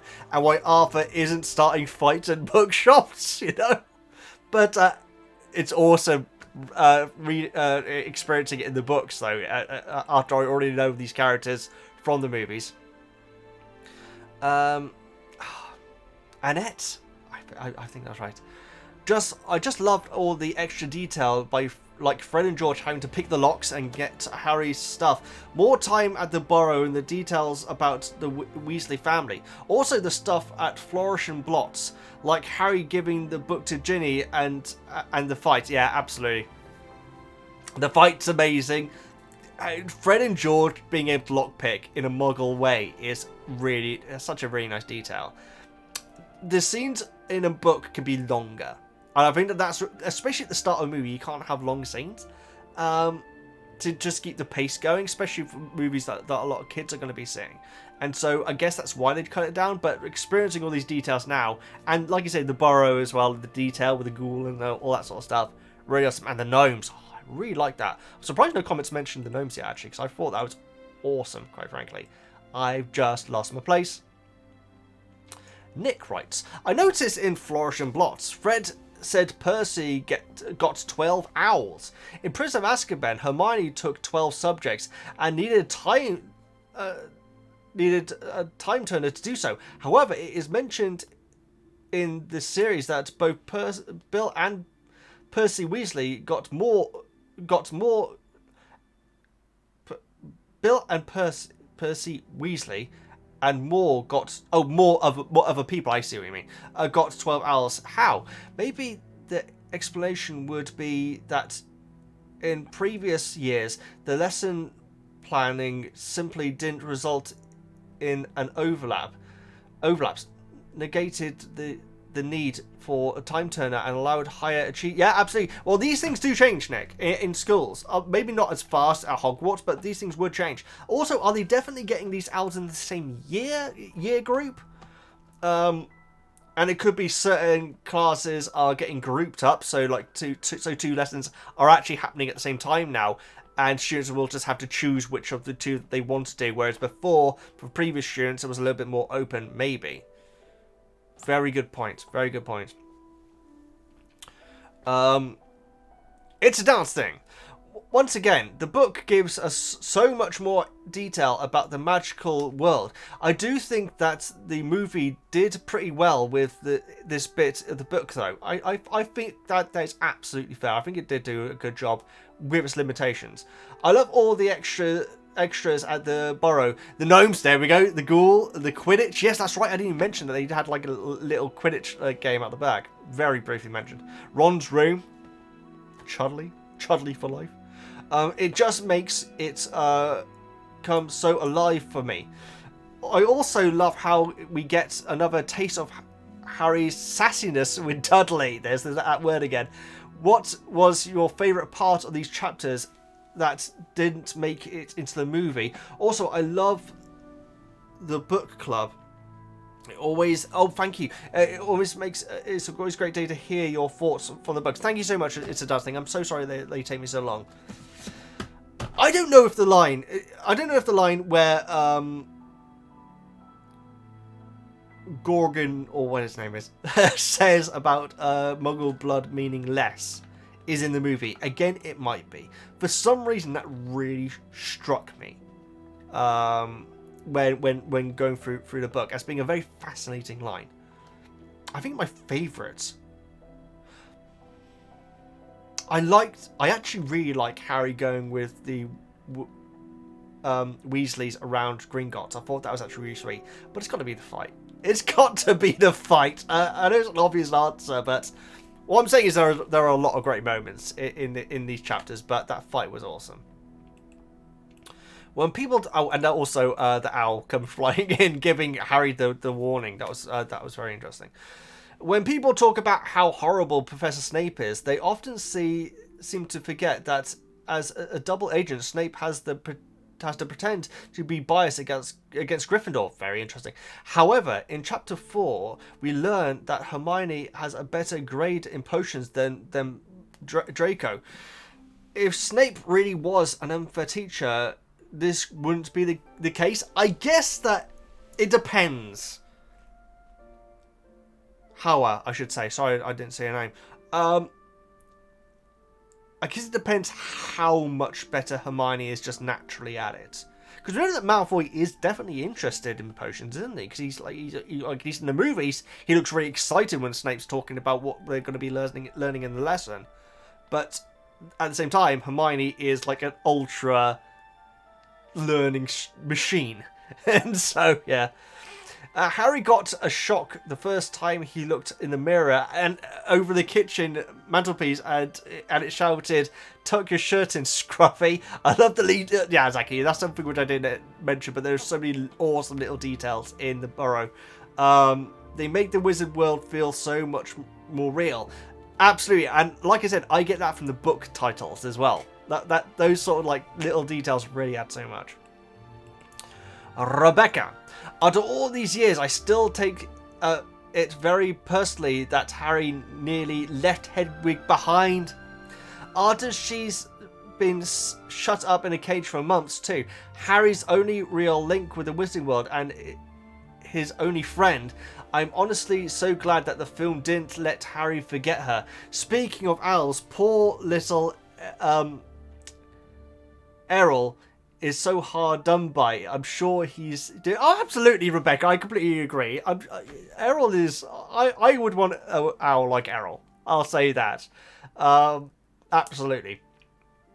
And yeah, I guess it's the kid in Harry. He is 13 years old at this point, and he's just seen a flying car.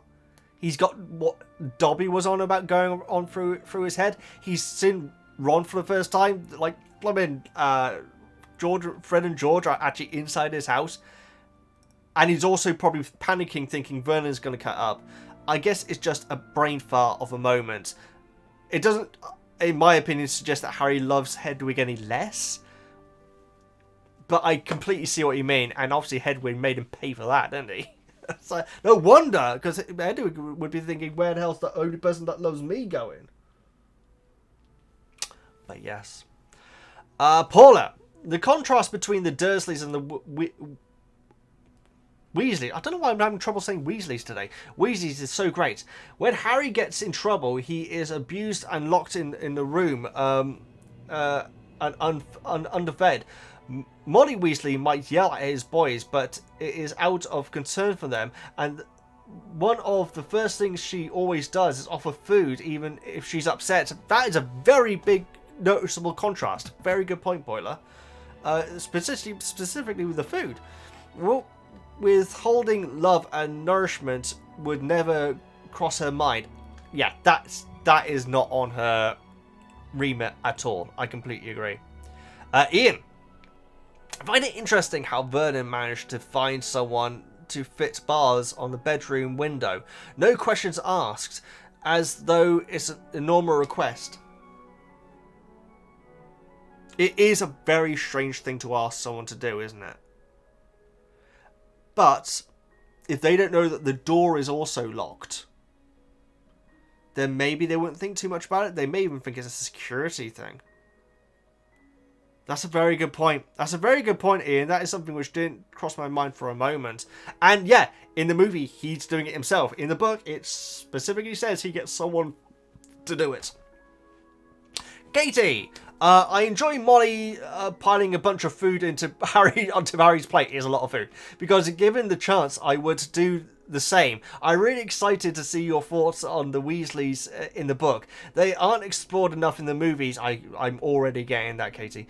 And in my opinion, Ginny is the most different. I have heard that book Ginny is awesome.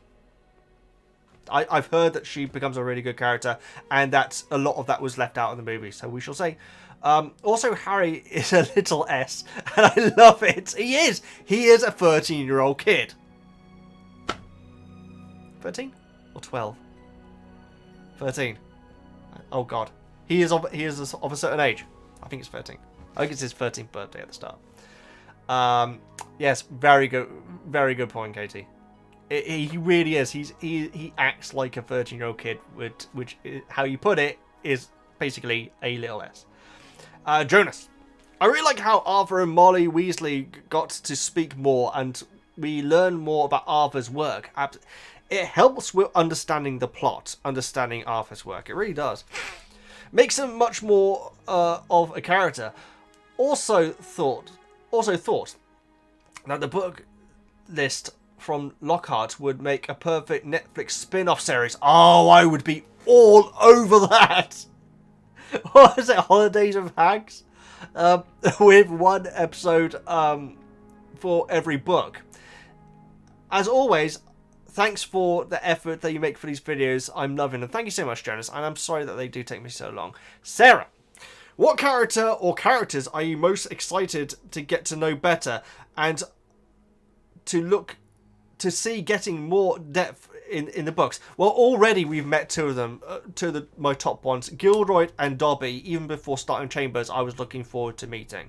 More characters specifically from Chamber, I'm not sure.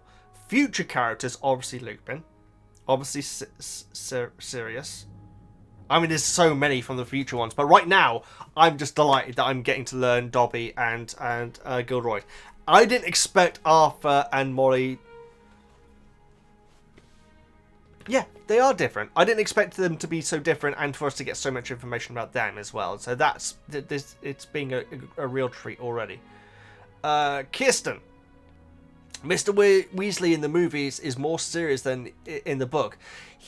Him fighting with Malfoy is in the store wouldn't fit right in the movie because he's too serious. Yeah, I guess serious is one way of putting it. Yes, I see what you mean. I wish they would have shown more of his personality. He's more like an old-fashioned Fred and George. I like that a lot. And also with what Ron said about it doesn't count because we didn't enchant the car. And then we have Arthur basically turning that on the head and said, yeah, I enchanted it, but I wasn't planning on using it. They are so clearly related. I love it. In the movie, they write him as if he's afraid of Malfoy. Yeah, they kind of do. Or weak, while in the book, he speaks up for himself and more enthusiastic about Muggles. Yeah, absolutely. That is actually very true. He does. He almost pulls a Ron in the movie where he feels it's like almost as if he is feeling a bit embarrassed about his association with Muggles, as Lucius puts it. Very interesting. He was so excited to see Hermione's parents in Diagon Alley, and want to talk to them while in the movie. I don't think he even notices them. Yeah, I think that you guys said that that her parents are actually there, but I just didn't notice it. But it's actually stated in the book that they are there. Which version do you like best? I prefer the book version of these chapters, I'll say that. There are some changes that the movie's made which I fully understand. That's the best way I can put it, but right now, I'm loving the books, I really am. Gary, or Jerry, I always mess up which one it is, but hello, Hall, Mr. Hall. Did you think that the movie did a good job of portraying the Burrow? I love all the whimsical things like the mirror that talks to you, the clock, the ghoul, the attic, and thought that Harry had about it looking like it was held up by magic. Yes, it's true. He does say that, and then you realise that it probably was. That's like a line that it says. Like Harry's like looking, it's like he this probably has magic holding it up, and thinks, yeah, it probably actually does. I think the movie did a really good job of the Burrow. Now, it is obviously better done in the book. But I got to say, when we got to the Burrow, I was like, this looks beautiful. Oh, what's that? What's this? What's this? Definitely wanted more time spent there. And you mentioned the clock. The clock is different, but in the movie, we do have that weird clock with, like, the kids' like heads like moving around on it, and they're like looking around. It's creepy. But the ghoul in the attic is something which I'm surprised that they didn't even refer to in a later movie, because it doesn't get mentioned at all in them. Like I say, maybe it gets mentioned in the video games, but I think that the movies did a good job. I think it's obvious that the book version is better, because it's able to be, I guess is the best way of putting it. The denoming would have been a hilarious scene in the movies. I know. That is, you know what? That's actually one of my favourite bits from these chapters, if not my favourite bit. Yeah, it's my favourite difference from in the book. I love the denoming stuff, and like I said, it'd make for an awesome mini game in the video games if they did it. Max. This is not a bad book, however, it is my least favourite. My favourite part of the book is Harry's time in the Burrow. I absolutely love the Weasleys, and Molly is actually my top 5 characters from the series for me. Awesome sauce. I wish the movie showed the fight between Arthur and Lucius. Arthur would have owned him, lol. Well, I mean, Arthur gets like a bloody lip, I think, and Lucius like gets a book in the eye, and so it sounds like neither of them were very good at fighting. Like someone said earlier on, it's just a Muggle style fight, and so I'd imagine neither of them are very used to it. It would have been a hilarious scene, but do you want your new villain to be looking silly that early on? I don't know. I mean, they did it in the book, and it worked out fine. Very interesting, Max. Thank you very much, and I'm glad that you still do enjoy the book, even if it's your least favourite. That is that's the testament of a good, a well-written series. Christina, I love the fact that Arthur Weasley is constantly so excited about the Muggle world and has questions about nearly everything Muggles invented, while he is literally working in a department dealing with Muggle artifacts every day. He must love his job. He must love his job. I would have thought that in order to work for the Ministry of Magic, you would need some kind of experience in the field of your department, or at least be able to memorize the correct names of objects you work with. Maybe Muggle studies classes during Arthur's time at Hogwarts weren't that good. Anyway, I love Arthur. He's hilarious. Very good point, Christina. And I'm looking forward to hearing more about Muggle studies, because that is something which is very under-mentioned in the movies. And you wonder how well those lessons are ever. because I have a feeling that they are probably largely taught by purebloods. And so they could be getting a lot of this stuff wrong, even when they're teaching it. And Arthur's enthusiasm is awesome about it, but I get the impression that if you are purebloods, like the Weasleys, your house is basically not noticed by muggles, and so it's like away from society and everything. So even then, they are going to be confused by things, and interacting with muggles is a less thing that you do. We don't have the line about the rubber duck in the book, at least not yet.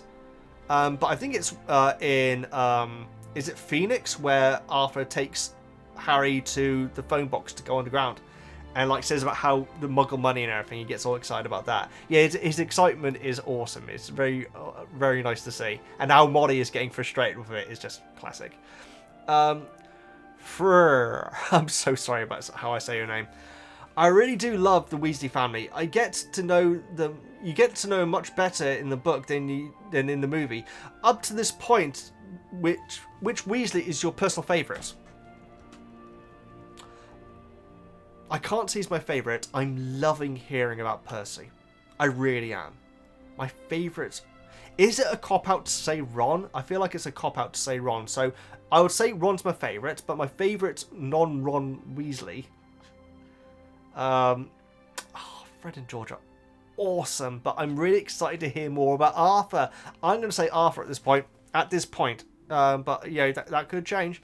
It would be kind of interesting to see if your choice changes throughout the series. That's exactly what I say. So I might come back to this question in later books. Absolutely, please do. As always, keep up the great work and dedication. I'm really looking forward to seeing your reaction to all the books. Greetings from Germany. Thank you so much. And I'm sorry how I pronounce your name.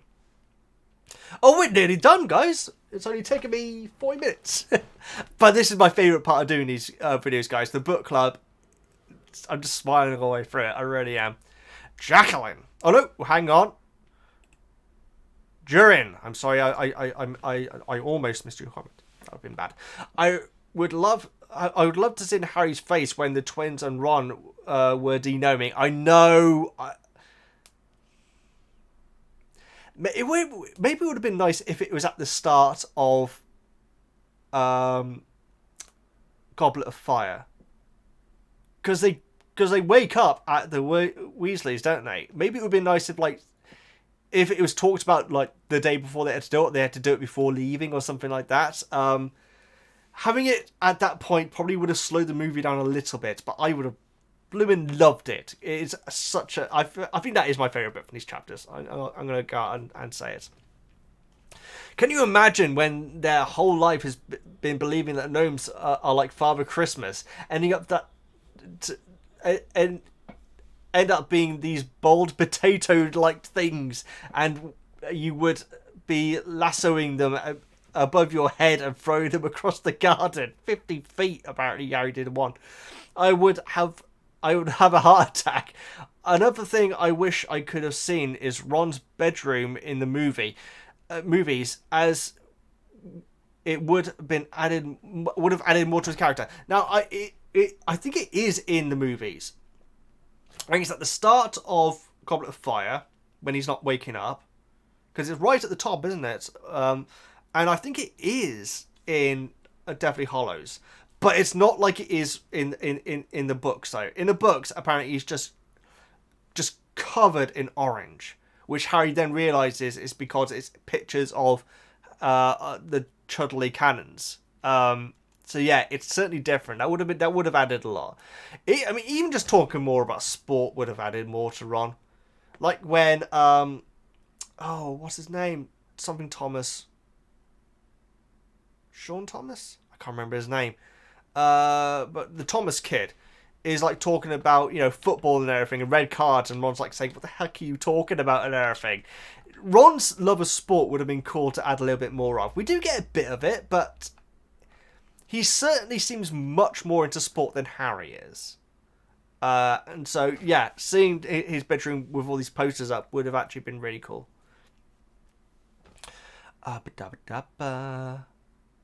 Bit more of his character. Absolutely, yes. I like that. Jacqueline. My question is, what exactly do you think the function of a rubber duck, which that line wasn't in the book? I was kind of surprised. It's a great addition to the movies. And I personally say it is a distraction in Hitman games, because in Hitman games, it's obviously like a target contract thing on it, and in each game there's a rubber duck that you can find maybe on one level. Sometimes they're a little bit more common, but there's always like an Easter egg rubber duck, and throwing it like makes it go wow when it hits the ground, and that's a distraction. So for me, rubber ducks are a distraction in Hitman games. That is such a funny line and shows us Arthur's personality, and is one of the things I love in the movie that I wish was in the book. Yeah, there are things that are, I mean, the dessert on the head. There are definitely things that the movie has.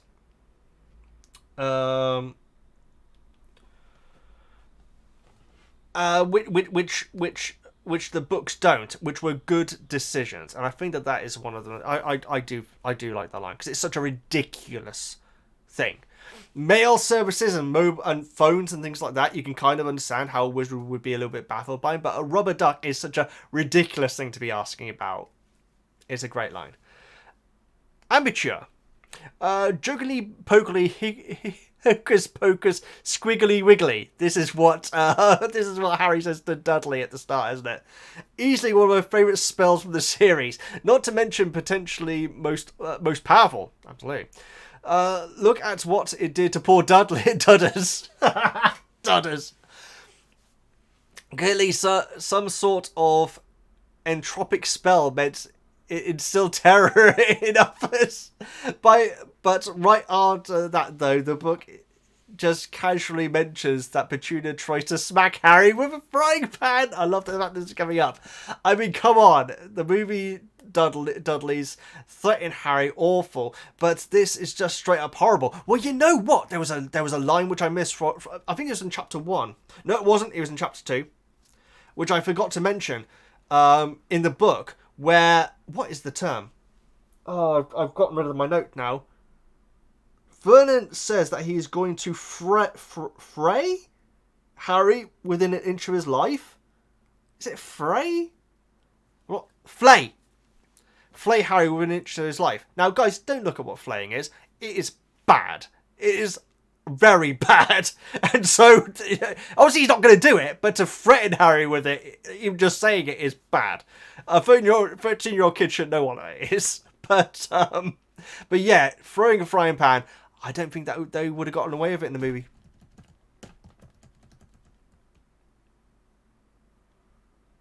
Because bloody Vernon is knocking Dudley about in the first book. He's smacking him. Yeah. Sorry to bring a downer on your incredibly funny comment. Your comment's hilarious, and I'm making it all serious. But yes, that is straight up horrible. Also, shout out to my Lord of the Rings reaction, guys. And a final comment, left 14 hours ago. Love in a hat. I've said it a lot, but I really do love how much more time we get with the Weasleys in the books. They're such great family. I love their dynamic. Fred, George, and with Percy especially. Yes, absolutely. They're always rubbing it with Percy. And their relationship with Harry. In the movie, it's like Harry stays there for a day, but if I remember this from the book, he stays there for about a month. I'm not exactly sure how long it is. The one time thing that we can get from it, because it basically says that he's been there for a while. But the one time thing we can get from it is that Ron sent a letter to Hermione saying that they are going to save Harry. And that arrived after, and the reply was received back after Harry had already been saved. But then Hermione says in her letter back that next Wednesday they're going to Diagon Alley. So it's a bit confusing. Unless Ron is saying it, maybe Hermione is like said the 24th, Wednesday the 24th or something, and Ron is reading out the letter saying that's next Wednesday, and so that would explain it as well. But yeah, I'm not sure how long it is. Whereas in the movie, it's like, I think it may actually be the same day that they go to Diagon Alley.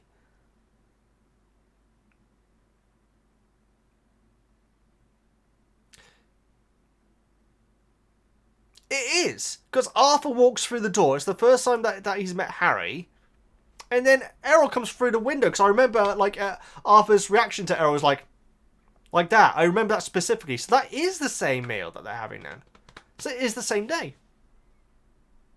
Because then Fred, like, says, this is going to cost a lot, and Molly, like, says, we'll manage. Although that line is interesting in the book, because it actually specifically says that Molly is saying it with a bit of nerves in her voice, whereas not at all in the movie.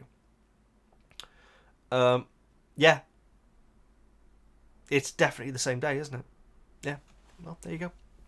Ba-ba-doo-ba-doo. Such a great family. In the movies, Harry is staged for the day of the month, which is cool. The Weasleys also seem more aggressive in the book as well, which Arthur does, yeah, at least, which you can't imagine in the movies. Like Arthur full on jumping on Lucius in the bookshop. You can see how where Ron must get it from. Absolutely, they're like so similar, since he did the same thing by attacking Draco physically in the first book as well. Oh, there you go. Very, very good point. Yeah, I really like Arthur, guys. I think he is my favourite non-Ron Weasley at the moment. Just such a stupid sentence. But like I say, that could change, and so please do keep asking it in on me to see if it does. You know what? I'm looking forward to Ginny, because I have heard a lot of people say that Ginny is their favourite character from the books. A lot of women, quite frankly, and so I'm looking forward to hearing more about Ginny from the books. I really am, because even from my perspective, I do feel like she is a little hard done by in the movies. But we shall see, though, guys. That is another book club finished. 50 minutes of the book club. But like I say, this is my favourite part of doing these reviews. The book club is awesome. Thank you all so much for taking part. This, again, is by far the longest book review, guys. The last book review of Deathly Hallows is going to be at least 24 hours long, isn't it? Well, when we get there, guys, we'll get there.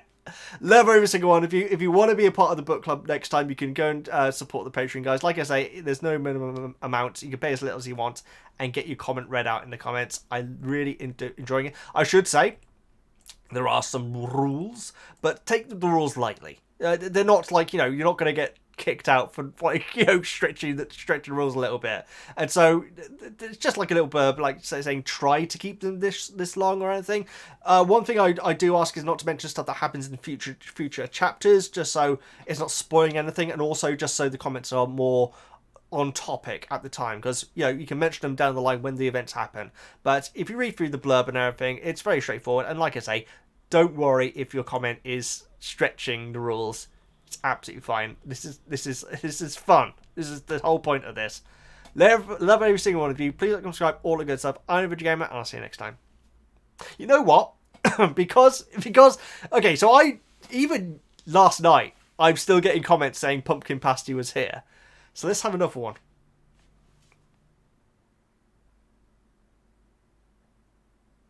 I don't know. I can't say anything too rude.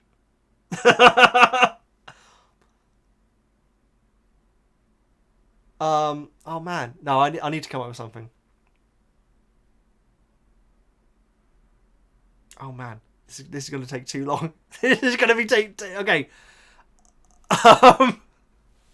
I'm trying to think of something between Arthur and Lucius to say in the chat, but I don't want it to be too rude. I don't know. It can't be too rude, because then your account will get into trouble, and I can't be doing that.